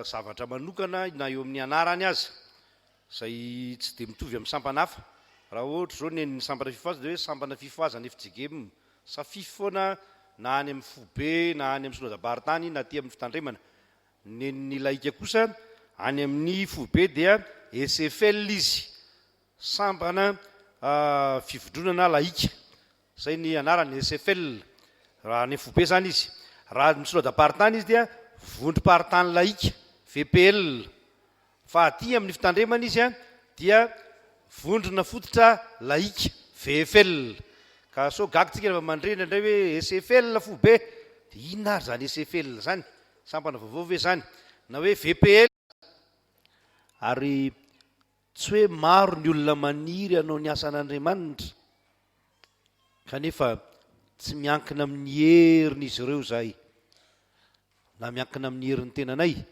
fa miankina amin'ny herinao Andriamanitra koa dia mba meteza re tompo hoe riankinana zao vondrona fototra laika eto amin'ny fitandremana zao ianao ka iroborobo fantatra ty sampany ty ho velombolo ato amin'izao sampany zao ny anaranao Jesosy Kristy ho hita miariary fa mahay ny zavatra rehetra ny mpanomponao satria ianao ny mampahery azy. Tompoandriamanitra io tonombavaka tonononay amin'ny finoana zany mba tanterao amin'ire tomponomponao reto tanterao amin'ireo mpitondra ao anatin'izany fikambanana zany sampany zany ny filosy ny mpiara-miasa amin'ny rehetra ary mba tanterao amin'ny fiangonanao zany iarahanay rehetra miasa tsara amin'ny fitiavana sy ny fifaliana fa ao amin'izany no ahombiaza ny asan'Andriamanitra koa dia omeo anay ny hery hoentinay manompo an'Andriamanitra ka ifampitantana amin'ny fanomponanao. Inona moa zany vondrona fototra laika izany araka nefa lazaiko tamintsika teo a tsara mba tsy mba amerenana kely an'izany mba hifampaherezana tamin'ny taona 1779 tany Atsiranana ny synode lehibe no nanangana ity sampana anankiray ity sampana izay marina ny lazain'ny filoha teo hoe nanoanana ny FJGM fa tao anatin'ny fotoan-tsarotra ny FJGM tamin'izany fotoana zany a dia nalaina nantsona nampaherezina ireo vato nasonotry ny tany olona mana-talenta manam-bola manana fahaizana manana fameza-pahasoavana ary vonina anao ho an'ny asan'Andriamanitra dia ireo no nantsona mba hanohana ny fiangonana dia mbola nitohy hatramin'izao zany ary raha ny tena fitsipika sy ny foto-kevitra hijoroany ny VFL aty amin'ny fitandremana ny SFL any amin'ny fobe ary ny VPL amin'ny synodam-paharitany dia hoe io sampany io a no mitady loharanom-bola maharitra ho an'ny fiangonana io no mijery ny fiangonana amin'ny fotoana zay raha sanatrika misy ny tsy fahampiana na hoe misy aza ny fanady ao aza moa no mety hoe ampelantanana fa misy asa atao a dia io no manohana ny fiangonana ao amin'izany koa sampana fampiasana ny talenta zany io sampany io raha mamaky ny Matthieu 5:20 sy 20 tsika mahita ny amin'ny talenta dia nataon'Andriamanitra osehitra zay ampiasantsika ny talentantsika ny vehivelona raha ty amin'ny fitandremana koa isika zany zay mahatsiaro fa nomen'Andriamanitra talenta ary ny manana zany dolo ny olona zay mantsy ny diso amin'ny ty talenta ty everin'ny olona mana talenta ianao ka zagna mahay mitendry gitara hoe mitendry gitara ny atao hoe talenta na hoe mitendry clavier fa ny atao hoe talenta dia fanomezam-pahasoavana zay nomen'Andriamanitra atsika mety ho vola mety vaizana fahalalana mety ho zavatra zay tsy hain'ny hafa mihitsy kanefa hainao rery mety zavatra zay hain'ny be sy maro ary ombonanao amin'ny rehetra izany talenta zany ka ampiasao ny talenta fa ilay nandevina talenta dia tsy nakasitrahan'ny tompo ao amin'ny filazantsara araka ny Matio fa izay mampiasa ny talenta ka mampitombo zany no akasitrahan'Andriamanitra ary ireny no itenenan'Andriamanitra hoe ry mpanompo tsara sady mahatoky na mahasoa midira amin'ny fifalian'ny tomponao mba hananantsika fifaliana rehefa rahatr' zay ary ny fampiasana ny talenta koa dia hananantsika fifaliana deny zao ety ambonin'ny tany manao ny asan'Andriamanitra mantsy tsy corvée fa fifaliana sy fiadanam-po no azo mbola resantsika kely zay amin'ny arivo mantsy le hoe inona moa le hoe asa zay ampanaovin'Andriamanitra atsika mampaninina atsika moa zany ary miterakinina eo amin'ny fiainantsika zany ny faharoa lazaiko dia ny hoe ny vondrona fototra laika na ny vehifelona ty amin'ny fitandremana dia mijoro vavolombelon'ny tompo amin'ny alalan'ny asa zany hoe sampana miasa zany io sampana io zay ny tenenako hoe kely fotsiny tsy nahasampanasany io fa natao hoe sampana ihany izy fa tsy natao hoe sampanasa sampana miasa io mijoro vavolombelon'ny tompo ka raha te hampiasa ny talentantsika sika te andray anjara ao amin'ny fiangonantsika satria zany ndraindray no anontanian'ny olona inona paster mba andraisanay anjara ao amin'ny fiangonana dehibe ny andraisana anjara fa raha mba te handray anjara ao amin'ny fiangonantsika amin'izany asan'Andriamanitra zany dia ity vondrona fototra laika ity zany no tena azotsika manatanteraka zany ho anareo vehifelona dia ampaherezina aminareo araky ny toriteny efa nataoko teo hoe miankina amin'ny herin'Andriamanitra tsika ary dia marina amintsika ny tenin'ny Paoly apôstôly hoe mahay ny zavatra rehetra aho ao amin'ilay mampahery ahy dia miraro anareo mivavaka ho anareo mba ahery ianareo tsy maninona fa Andriamanitra re tsy dia manisan'ny mpikambana fa manisan'ny finoana zay ao anatsika izy ka mahereza sy mahatanjaha mijoro lalandava amin'izany dia ny teny hitako amin'ny fandaharanareo moa dia le teny hoe aoko sika ifampandinika mpandroso ny fitiavana sy ny asa tsara Hébreux 10:22 dia ataovy mandrakariva ihany koa zany fa ny asan'Andriamanitra dia atao amin'ny fitiavana ary ny asan'Andriamanitra dia atao anatin'ny fifampitiniana araka nefa nyresaka ny fanaovantsika talohany nanomanana an'ity moa dia ny hoe atao tsara ny fifampitiniana atao tsara ny asan'Andriamanitra ataontsika ao anatin'ny fitiavana zany fa na mahavita zavatra goavana aza isika ka tsy misy ny sonian'Andriamanitra ao dia ny fitiavan'Andriamanitra dia ny devoly ny falimeloha fa tsy Andriamanitra loatra ka dia mahereza ry havana malala ny tompo manareo dia mampahery anao prezidanty mampahery ny birao rehetra mampahery ny mpikambana rehetra ary mivavaka ho anareo ary tsika fiangonana dia manentana atsika efa misy an'ireny fanentanana efa lasany reny mba havalio reny fanentanany reny ry havana malala midira sampana midira vehifelona satria androany moa vehifelona zany ny tena resahana ny mampandroso ny fivavahana hafany asa misy micro moa ty dia indraindray manahirana miteniteny olontsika nefa tsika izy tsy miteniteny atsika fa mampandroso ny fivavahana hafa ohatra fotsiny silamo amin'io resaka hoe tsena alalina hitatsika rehetrarehetra io tsy manaratsy azy fa milaza ny zavatra tsara lazainy ataony reny alalina rehetrarehetra reny nge tsy hoe soratsoratana fotsiny hoe alalina rehefa mivarotra fa nydikany hoe alalina aloha dia hoe ny zavatra natao tao dia efa notokavina efa no amasinina tamin'ny alalany ala tamin'ny anarany ala nanonana ny anarany ala zay ny alalina zay voalohany fa faharoa reo amin'ny lafiny hoe fampandrosoana ny fivavahana dia mando karazana aba io ka aba tsy miditra any amin'ny fanjakana akory fa miditra any amin'ireny karazana moské karazana vondrona karazana fikambanana silamo rehetrarehetra reny mahatratra any amin'ny folofolo isanjaton'ny tombobarotra any nomena amin'io ary zay ny mampatanjaka io ady any Siria io zaiko anareo fa za moa nanao fanadidiny an'ireny sy namaky boky sy ny rehetra ho ady ny Siria misy an'ilay hoe état islamika zay vao nanao jihadiste tatsy Nice vao tamin'ny herinandro iny ary nampalahelo fa efa hiakatra manjato zao ny olona maty io dia vola azo amin'ny avy amin'ny mpivavaka silamo no entina manao an'io ady io akoatra ny vola azo amin'ny petrôla reo mpanan-karena be manana petrôla manana fitrandrahana petrôla dia mandoa pahany amin'ny tongombarotra azony amin'ireny petrôla reny makany amin'ny fivavahana silamo ka azondrareo ampiasaina any amin'irele hoe jiady le intégriste moa tsy voatery ampiasa azy dolo akory ndrehetra any amin'ireny le misy intégriste reny dia io no ampiasain'zareo mba fantatratsika fa amanjatony dolara amanjatony million de dollars isan'andro no lany amin'ny ady any any amin'ny faritry Syrie, Irak, Afghanistan amanjatony million de dollars isan'andro no lany ka mahavitany zany zareo satria mahafoy izy manao zavatra ho an'ny asan'Andriamanitra ary zany no iantsonantsika za tsy de miantso loatra hoe mandoava vola be fa te ilaza hoe raha itsika kristianina no tena mahafoy ny talentatsika tena mahafoy ny fahaizana ananatsika tsika ampiasaina amin'ny asan'Andriamanitra na de ny apahany any azy tsy misy hoe apahafolo na pahadimy na pahazatony fa ny apahany any azy natolotsika ho an'Andriamanitra hoe tia ny talenta no men'Andriamanitra tia no ataoko ho an'ny asan'Andriamanitra lazako ianao revana malala fa vetivety kely dia katedraly goavana be no mijoro eto amin'ny teto 67 trano mahazaka mety olona 5,000 na mety 1 alina no mijoro eto fa satria tsika mandeha moramora satria zay fitentsika atao tsikelikely de ny olona nefa mandeha aingana be ampiasainy daholo ny zavatra rehetra de manjary lasa osa isika mahireza revana malala mampahery anareo vehivelona ary de mampahery ny mpiara-mivavaka rehetra midira any amin'ny sampana ampiasao ny talenta anananao fa akasitan'Andriamanitra zany ravaka malala tompo mbatsika lalandava dia mandray tanananareo zay miaraba aoriany zao dia misy ny fanolorana ny zioga mbola saitsika eo ny zioga rehefa avy eo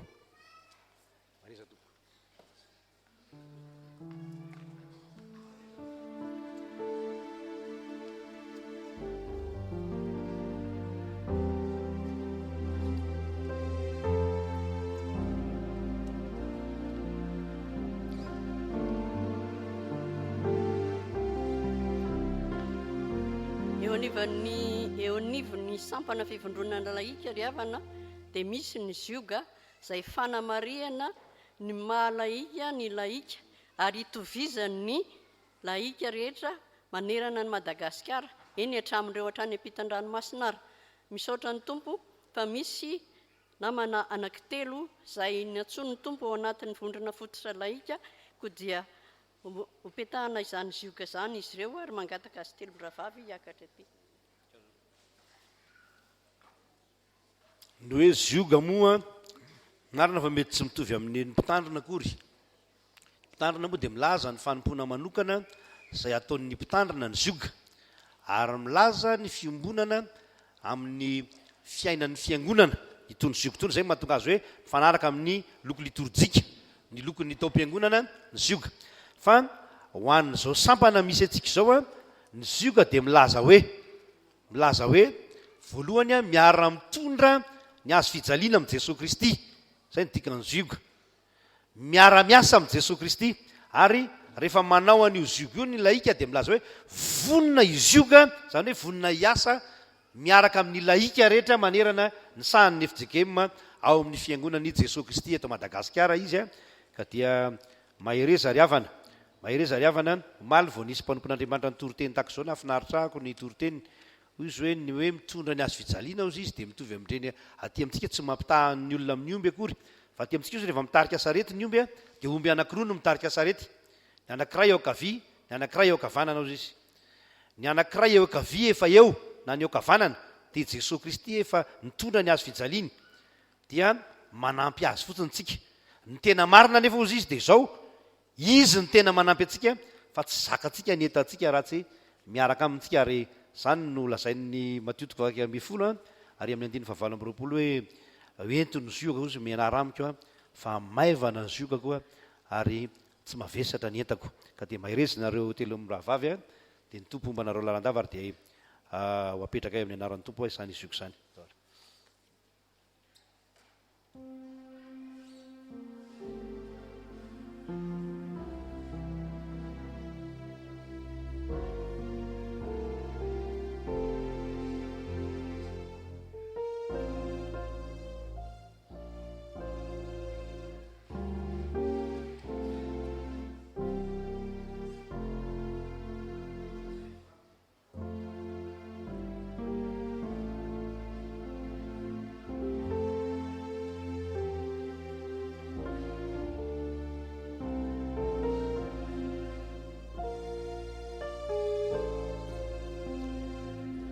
Vavaka sika vavaka ao andreto zanaka ny fiangonandreto zay fa niditra ao amin'ny vondrona fototra laika sy ny fianakavimbeny ny sampana laika manerana ny Madagasikara sy manerana ny sahany efitsikemy izy ireo.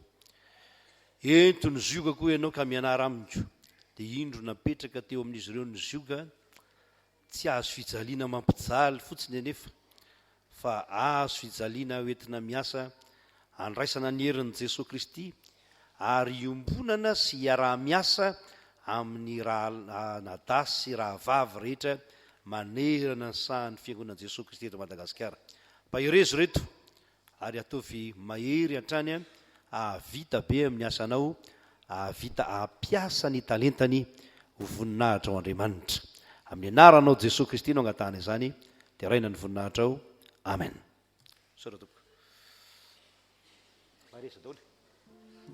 Zay.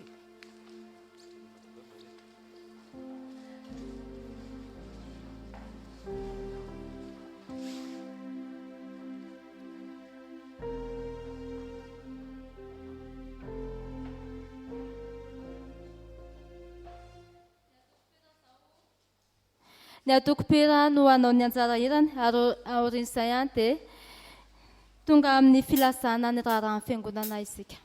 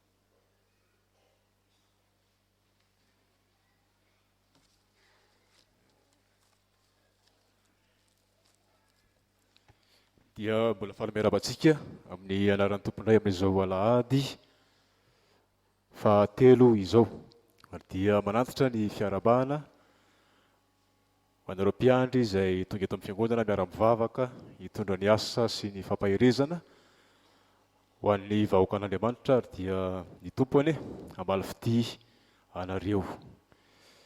Manantitra ihany koa ny fiarabana ho anareo sampana vondrona fototra laika amin'izao alahady izay hitondranam-bavaka anareo izao dia ny tompony hampahery anareo amin'ny asa maro sy ny asa mavesa-danja tokoa araka ny fahentsika teo ny asanareo dia ny teninay dia mahereza indrindra ary dia ny tompony hampahery anareo ihany koa amin'izany asa izany. Misy ny rakitra vata izay hotanterahantsika rehefa avy eo ho an'ny reto vondrona fototra laika reto satria dia ao anatin'ny sampana valo ao amin'ny FJKM izany sampana izany. Avy amin'ny FJKM lavahitsy ny zoara jobily fa 520 taona na mpitandrina any Ramatoa Ramanatsoa Jacqueline mivady amin'ny asabotsy 13 Jolay ho avy zao amin'ny 7 ora sasany izay fanompoam-pivavahana tarihan'ny Synodamparitany. FJKM Mambobaoterivoka fankalazana ny 70 taona na mpitandrina any Andriamatoa Rasoa Fanomezantsoa Pierrot tanterahana amin'ny alakamisy 20 Jolay amin'ny 7 sasany ihany koa ny fanompoam-pivavahana izay ataon'ny Synodamparitany. Ary ny fahatelo FJKM Andohatanjona Fiavozana fandraisan-tanana ny mpitandrina Andriamatoa Andrianiaina Erika mivady amin'ny zoma 12 Jolay amin'ny 7 sasany. Misy andreo anankitelo ireo zany ho antsika diakona izay tompony anjara ny amin'ny fandehanana amin'ireny didy ivelan'ireny dia ireo anankitelo ireo ny amin'iny herinandro iny. Filazana manjoa sitrak'Andriamanitra no niantsona araka ny fotoana ny mpanompony Ramatoa Razaiary izay vadina velan'ny Andria Toanony Victoro izay nodomary tamin'ny talata 12 Jolay teo rehefa ny vahiny nandritra ny 170 taona. Ny zanany ny eto amintsika dia Rabovololona sy Raharinirina Jacques Aimé. Eo ny taizany ny zafiny. Ny nofony dia efa voalevina teny amin'ny fasandrazany teny Ampasakambana lalan'Anindro tamin'ny zoma lasa teo.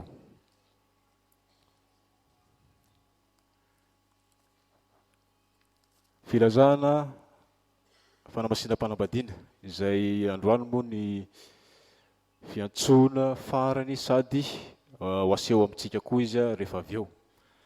Ry malala aoka hifankatisika fa avy amin'Andriamanitra ny fitiavana ary izay rehetra tia no naterak'Andriamanitra sady mahalala an'Andriamanitra.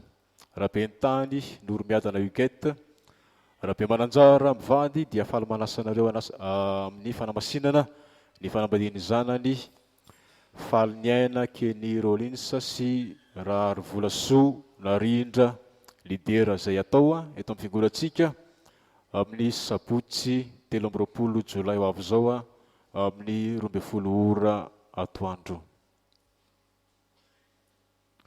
Avy amin'ny vondrona fototra laika efa nambara teo ihany fa fanamafisana fotsiny raha riva amin'ny 3 misy ny famelabelaran-kevitra anankiroa samihafa izay atrehantsika.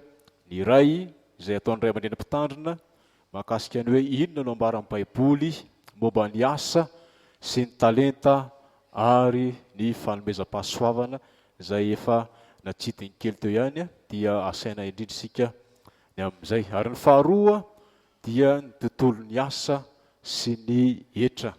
Izy io dia zareo manokana mikarakara momba ny hetra izay mihitsy no natsoina araka ny efa nambara teo ihany koa dia hoe inspecteur des impôts dia afaka manatrika izany isika rehetra na ny miasa na ny manana orinasa izay mahakasika rehetra momba ny asa reny etra zay tsy azotsika reny fa maninona mandoha an'ity fa maninona ohatriny tia za zao vola miditra amiko nefa mandoha an'ity azotsika antanina avokoa zany mba tsy andoavandoavantsika zavatra tsy fatatsika mba tsy hitentsika hoe io aro nalainiko atao hoana moa fa dia zay zany fa mba fatatsika zany manomboka raha riva hoe raha tia volako dia tia zany tokony alohako mba fatatsika zany rehetra izany. Ny sampana fifoazana dia makalaza le 5 taona am'ty dia ty taona ty dia misy ilay mariage sy batisa faobe zay atao ao anatin'izany fankalazana izany ka raha ny daty zay efa nomena dia mifarana androany ilay fisoratana anarana dia ho antsika izay mbola mikasa dia mbola afaka misoratra sika zany androany tontolo andro.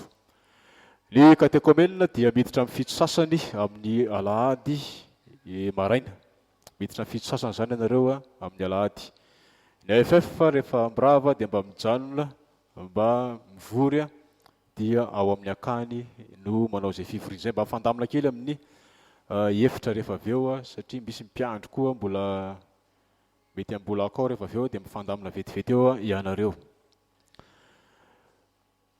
Rehefa mirava ny fanampom-pivavahana zao dia misy ny fivorian'ny mpievitra raha dia io mba iangaviana avokoa isika mpievitra raha rehetra mba hijanona fa zava-dehibe no aroso amintsika eo ny tatitra ara-bola nandritra ny enim-bolana voalohany tamin'ity taona ity dia mba asaina isika mba maheno an'izay tatitra izay mba tsy hanao tatitra hafa ankoatran'izay ambara rehefa avy eo.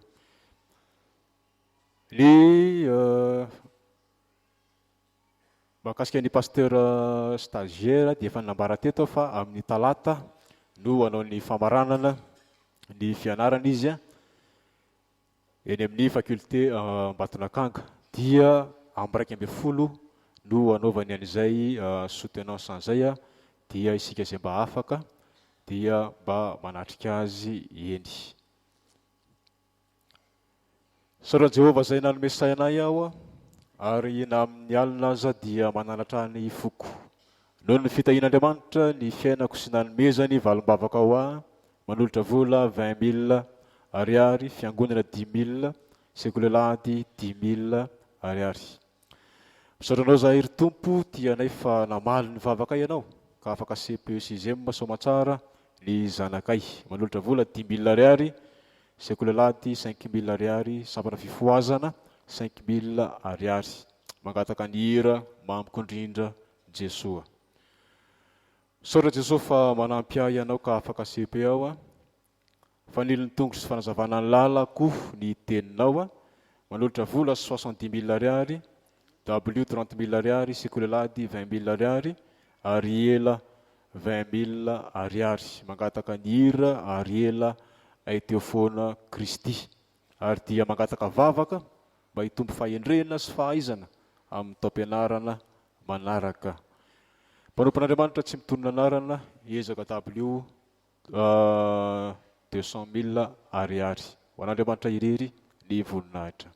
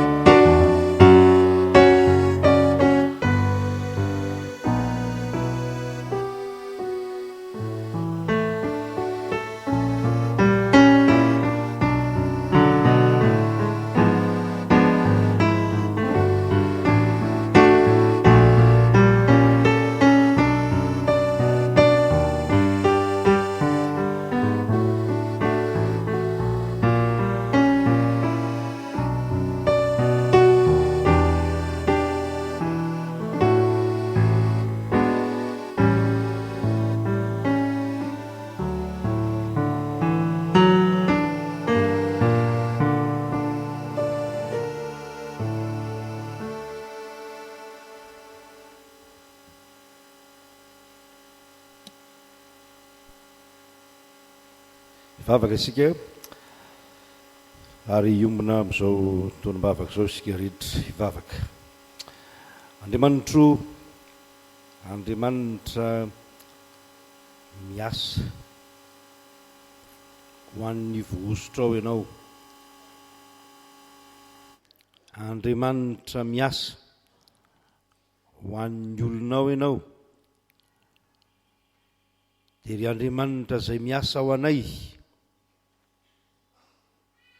tsy eo amin'ny fiainana mandrakizay izay antenaina ihany, fa miasa eo amin'ny fiainana andavanandronay.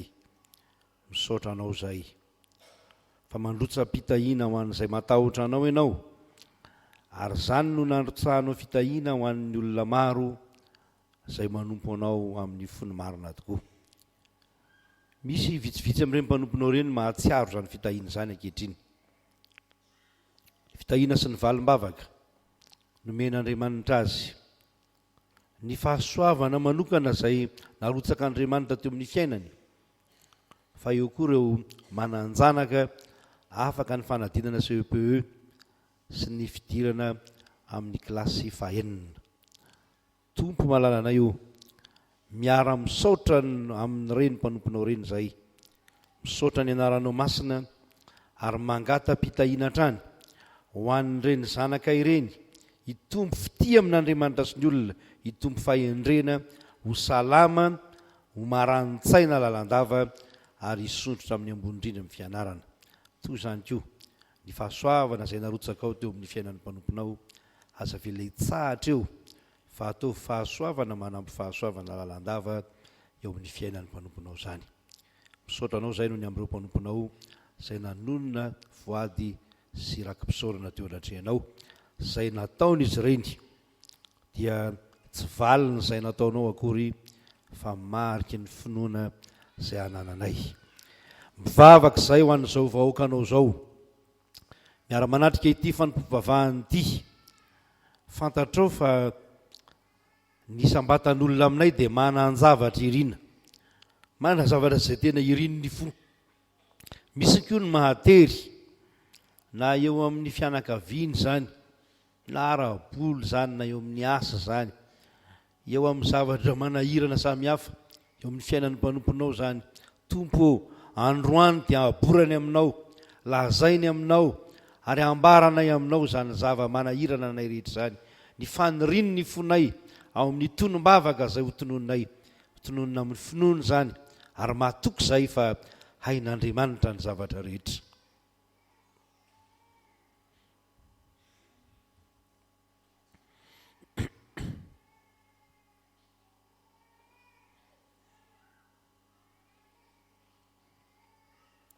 Mivavaka ho an'ny sambatan'olona eto amin'ny fiangonana izay, Batsinjovy ny tavany vohosotra ao, ka ireo mandalo ady sarotra sy ady mpanahy, aza vela ho reraka fa toloha rery ny mpandianana. Ireo nandray fitahiana sy fahasoavana, aza vela hatoky fotsiny an'izany fitahiana zany, ka anadino anao Andriamanitra. Raha misy izay mety ho asany ratsy ao am-po, mieloelo ao anaty ao, ka miteraka fankahalana, tsy fitiavana, alahelo, ranomaso, esory ao am-pon'ny mpanomponao zany, fa tsy mendrika an'izany ny mpanomponao, fa fifaliana no efa natafinao azy. Vavaka izay ho an'ireo asan'ny fiangonana rehetra tanterahana eto amin'ity fiangonana ity, ao ny Tsangambato, ao ny W, ao ireo asa fanatevenana ny finoana, mamangy namana, fiaraha-mivavaka maraina, ny fampianaram-pinoana, reny rehetra reny tompo entina eo anatrehanao. Tolory ny hery avy aminao izay mpanomponao, ahafahana manao zany, ary omeo zotom-po ny fiangonanao, hiara-miasa ka hatanteraka zany, hitaona olona maro ane ianao ao amin'ity fiangonana ity, ka ho tondraka ny famonjena ato amin'izao fiangonana izao, ary dia fifaliana sy fiadanana no iarahana mijoro ho vavolombelonao, fa tsy ady sy korotana sanatria.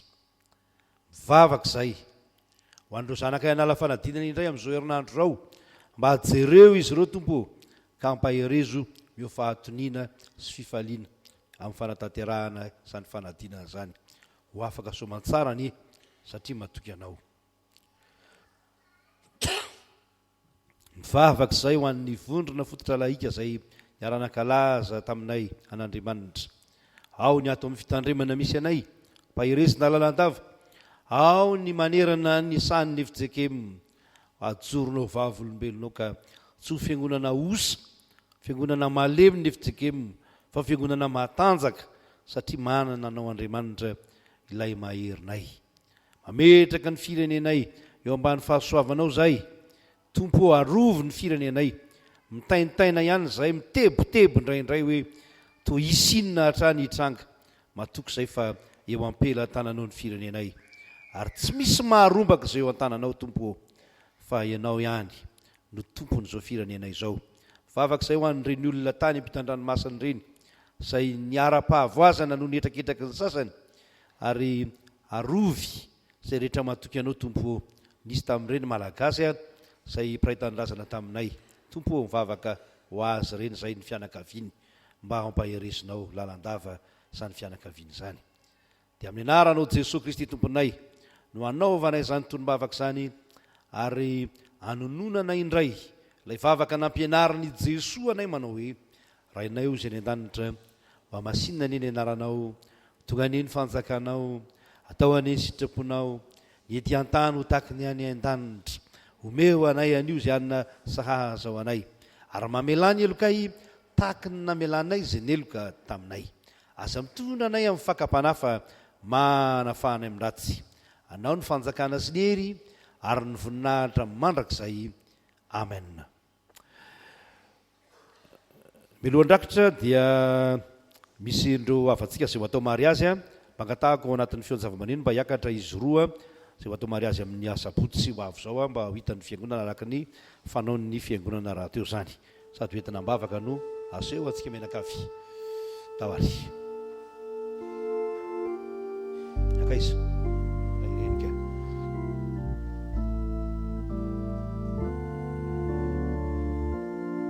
reo zany le atao mariazy amin'ny sabotsy dia hoeto mbavaka izy roa reo a sy ny fianakaviany a dia miraro soa azy reo ihany koa araka ny fomba fitsikefitsikema moa raha misy mahitany tsy mahamety ny fanambadiana dia manatona ampitandriny ianao antona ampitandriny ianao a dia raha mety moa zany a dia hoentina mbavaka tsara mba ho tanteraka somatsara zany ka dia indro aseho antsika izy roa zay atao raharaha atao mariazy amin'ny sabotsy ho avy zao favaka ho azy reo sika zao a favaka sika tompo dia mba taio zao zanakay zao a atao raharaha amin'ny asabotsy raha sitraky ny fonao dia tanteraka somatsara zany ary anampifaliany izy roa ka ho mpivady eo anatrenao a ajoro tsara amin'ny finoanan' Jesosy Kristy dia raina ny voninahitra ao Andriamanitra inaran' Jesosy amen eny ary tompo fa dia miraro soa anareo roa fa hitan'ny fiangonana ny tarehinareo zay da ho ary maso mipetraka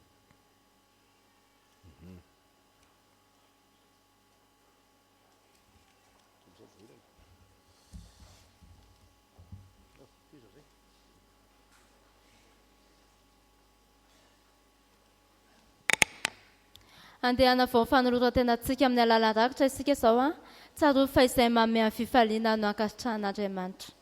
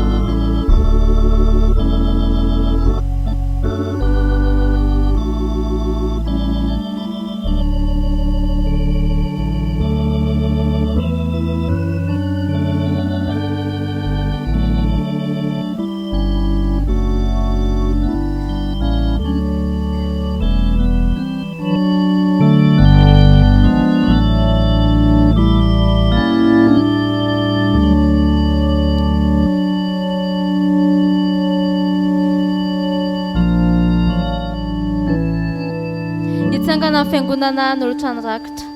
Ny hira fahaefatra dia ny fahaefatra no ataontsika.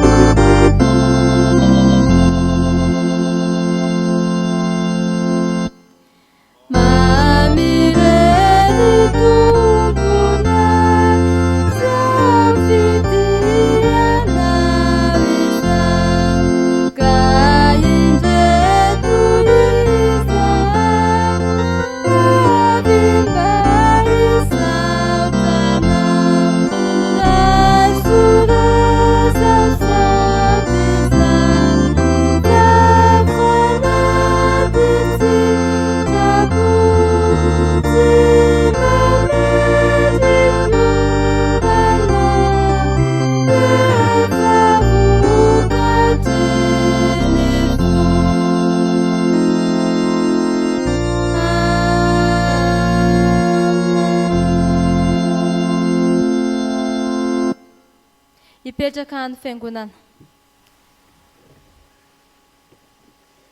Zao dia iroso amin'ny asa sy fampielezana isika, koa manasa antsika mba haharitra ary hijanona amin'izany asa sy fampielezana izany.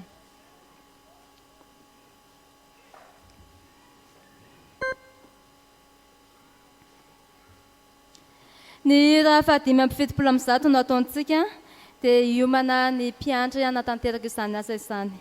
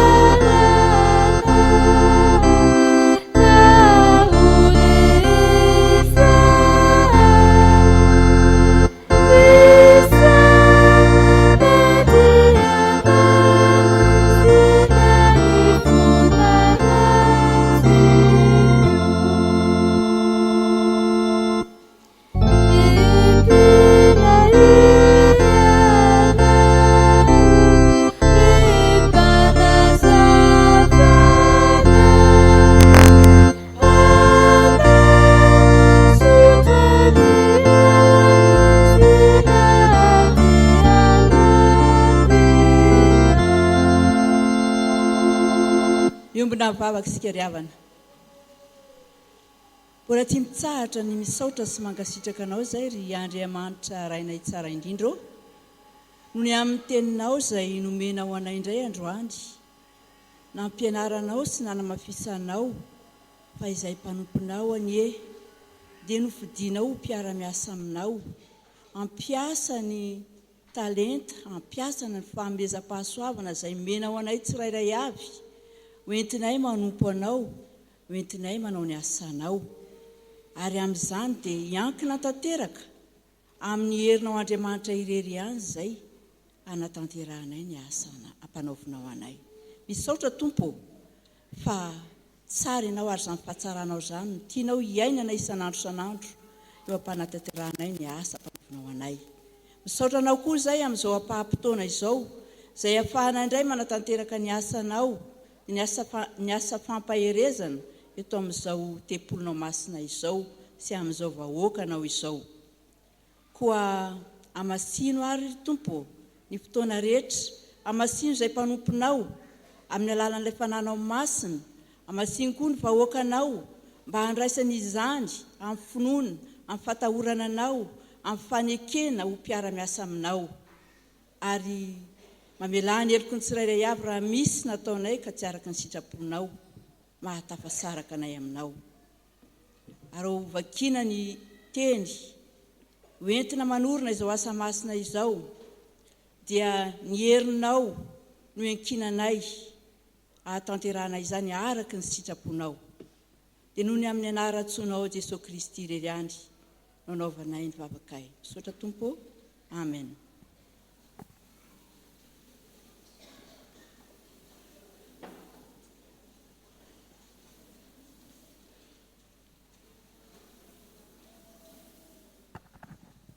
Mba ho fanorenana izao asa masina izao ry havana, dia ho vakiana ny tenin'Andriamanitra entina hanorenana izao asa izao amin'ny anaran'i Jesosy manao hoe: lazaiko aminareo marina tokoa, izay mino ahy ny asa ataoko no ataony koa, ary hanao asa lehibe noho izany aza izy, satria izao makany amin'ny ray, ary na inona angatahanareo amin'ny anarako dia ataoko izany mba hakalazana ny ray eo amin'ny zanaka. Raha mangataka zavatra amiko amin'narako, raha tia ianareo dia hitandrina ny didiko, ary izao angataka amin'ny ray, ary izy hanome anareo mpananatra mba ho eo aminareo manazay ny fanahy ny fahamarinana izay tsy azon'izao tontolo izao tsy hitany na fantany, fa ianareo no mahafantatra azy, satria mitoetra eo aminareo izy ary ho ao anatinareo. Ary hoy izy taminy: mandehanany amin'izao tontolo izao ianareo ka mitoriny filazantsara amin'ny olombelona rehetra, izay mino sy atao batisa no vonjena, fa izay tsy mety mino no eloina. Ary izao famantarana izao no anaraka izay mino: hamoaka demonia amin'ny anarako izy, hiteny amin'ny fiteny izay tsy mbola hainy izy, handray menarana izy, ary na dia misotro zava-mahafaty azy izy dia tsy hampaninina azy izany. Ambitra tanana amin'ny marary izy dia ho sitrana ireny. Ary Jesosy Tompo rehefa niteny taminy dia nampakarina ho any an-danitra ka nipetraka eo ankavanan'Andriamanitra, fa izy ireo kosa dia lasaka nitory-teny eny tontolo eny, ary ny Tompo niara niasa taminy ka nanamarina ny teny tamin'ny famantarana izay momba azy. Lasaiko aminareo marina dia marina tokoa, fa na inona fehezina ty ambonin'ny tany dia fehezina ny an-danitra, ary na inona vanareo ty ambonin'ny tany dia vahana ny an-danitra. Ary lazaiko aminareo koa, na misy roa aminareo ny fanaika ty ambonin'ny tany, na amin'inona ka angataka izany, dia azoko avy amin'ndraika ny an-danitra izany. Fa na aiza ny angonany roa na telo amin'ny anarako dia eo ampovoany aho. Ary indray Jesosy taminy: fiadanana ho anareo, tahaka ny nandrahandray ihany ho andrahako anareo kosa. Ary efa nilazany izy dia nanisy fofinaina, ka hoy izy taminy: raiso ny fanahy masina, na elokiza no velanareo dia voavela izany, ary nanisa kosa no tsy avelanareo dia tsy voavela izany. Amen. Hivavaka isika ry havana. Tompo, misaotra anao fa efa novakiana tamin'ny anaranao Jesosy Kristy ny teny mpahefana entina hanorenana izao asa masina izao. Masina ny teninao, teny fiainana, mitondra fahariana vaovao aty anatinay. Konery ny teninao ane hanova ny fiainanay, fa ny teninao dia fanilo ny tongotray, fahazavana ny lalanay.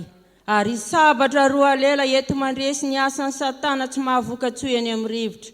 Ko raha hodidina sy roana izany asan'ny Satana izany, io ny mpanomponao ry Tompo, tafio ny herinao izy entiny manatanteraka izany.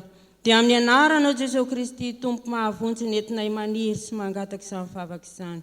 Amen.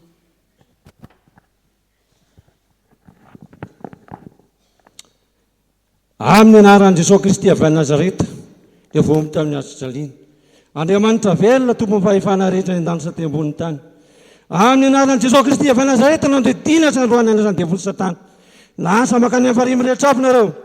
Any ny andraran'ny devoly Satana sy miaramilany. Mandidina amin'ny anaran'i Jesosy Kristy avy Nazareta aho. Eto volongonareo rehetra ny tsy finoana amin'ny salasalana. Lainga ny vitaka mijangana ka nafiavina vonana. manodidina amin'ny alan'i Jesosy Kristy mandehanareo vidin'izao tamin'ny rany io fa valevaresinareo rava mandareo dia tiana zao any amin'ny alan'i Jesosy mivoaka dia manitry ny lalanareo. Ry tompo rainay tsara indrindro, velom-pisaorana anao izay ny amin'ny fitiavanao sy ny famindraponao ka mbola tratra izao anio izao. Indreo ny vahoakanao manetry tena manoloana ny voninahitrao, mamindrafo amin'ny tsiraray avy amin'ny tsy fahatanterahany rehetra, satria ho any amin'iza moa izy tompo fa tsy ho eo aminao, ianao ririany no tisy mangoraka ny olonao. Raisoary ny fanoloran-tenan'izy ireo ho tisy hanompo anao, dia amin'ny anaran'i Jesosy no entinay maniry sy mangataka izany vavaka izany. Misaotra tompo, amen. Hoy Jesosy Kristy hoe makanesy ty amiko ianareo rehetra izay miasa fantatra sady mavesesitra fa izao no amenao fitsarana. Manatona ny Jesosy Kristy fa izy efa miteny amintsika hoe izay manatona dia tomba afaka mihitsy. Ataontsika ny hira valo amby roapolo.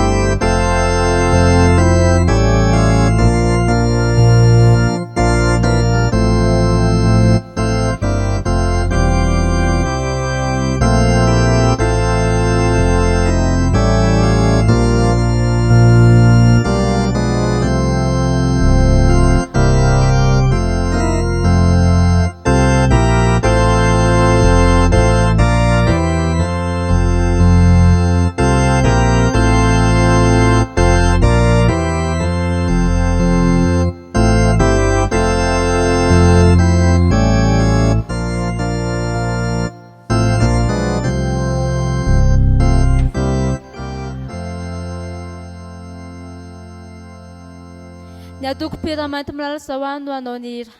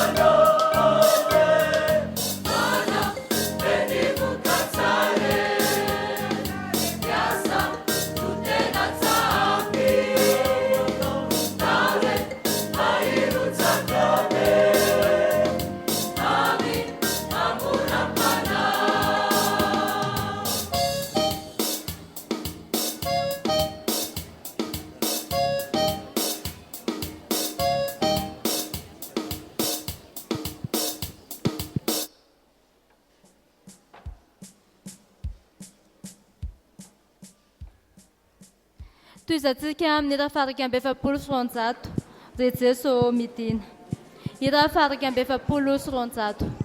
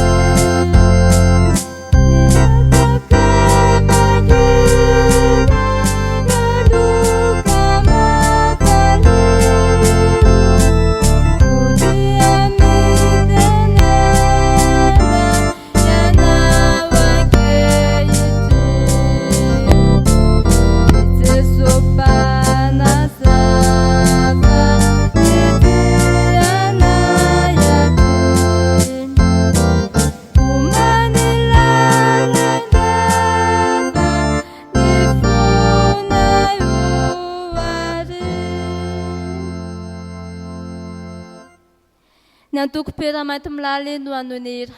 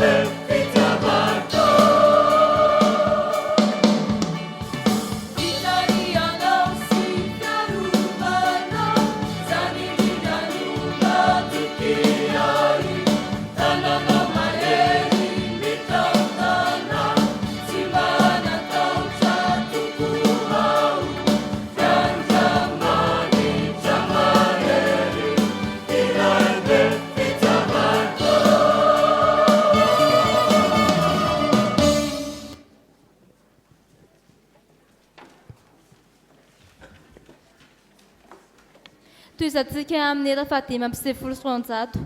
Era fahadimy amby sivifolo sy roanjato. miorena mafy tsara.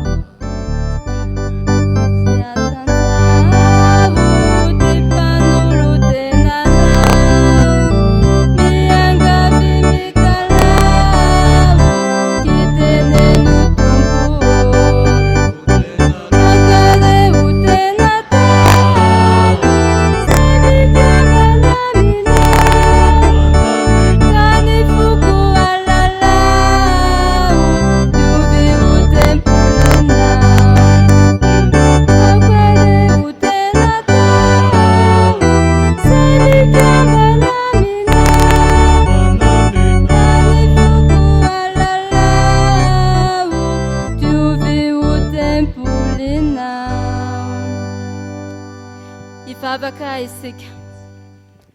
Misaotra anao zahay ry Andriamanitra tomponay satria tanteraka soamatsara izao asa sy fampiresana izao. Misaotra noho ny amin'ireo mpanomponao ny rahanao nanatanteraka ny asa ary misaotra ihany koa noho ny amin'ireo mpanomponao izay nandray izany teninao izany. Aoka Tompo mba ampiorina ny finoana indray izany teninao izany ary ampianaro izay mba ampiatra ireny eo amin'ny fiainanay ka ho mpiaino mpangatoy izahay fa tsy ho mpiaino mpanadino. Dia mametraka ny fiainanay manontolo eo am-pelotananao izahay mba ho voninay trahoreryany ny fisinay sy ny fitsoronay. Amin'ny anaran'i Jesosy Kristy no anaovanay izany vavaka izany. Amen. Toy izao ny havatra izay omen'Andriamanitra antsika. Arak'izay hita ao amin'ny Jaona voalohany. Jaona voalohany toko 7 andininy voalohany tapany voalohany manao hoe indray manahoana ny fitiavana naseho iray ho antsika dia ny antsoina antsika hoe zanak'Andriamanitra sady izany tokoa isika. Amen. Amarana izao fanompom-pivavahana izao isika ka mialohan-tsotra dia ny hira fa 700 andiny voalohany no ataontsika. Andeha hitsangana isika eo am-panatanterahana izany.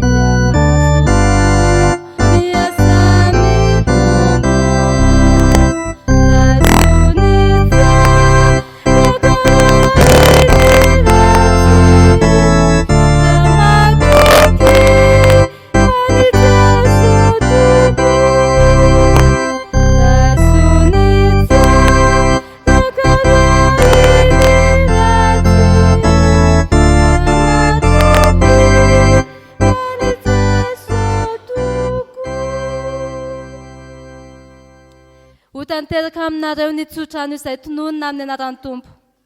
Ary Andriamanitra ny fiadanana ny masina anareo samy ho tanteraka, ka aoko arovana avokoa ny fanahinareo sy ny ainareo ary ny tenanareo ho tanteraka ka tsy hanatsiny amin'ny fiavian'i Jesosy Kristy tompontsika. Mahatoky izay miantso anareo sady izany no anefa izany. Amen. Andiny fahatelo.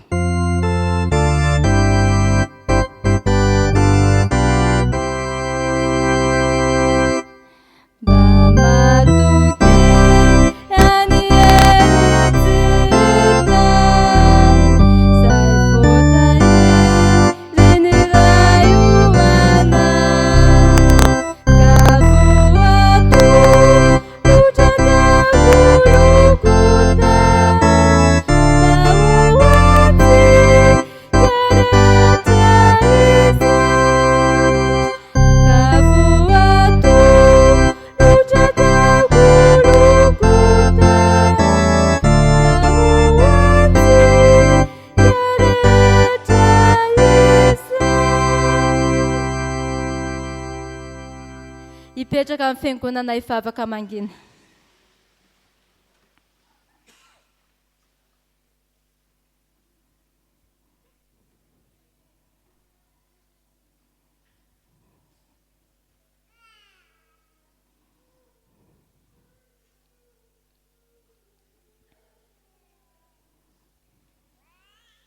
An'Andriamanitra irery ny voninahitra amin'ny anaran'ny Ray sy ny Zanaka ary fanahy masina. Amen. Manasa ny mpihevitra raha rehetra hijanona aorian'izao fotoana izao.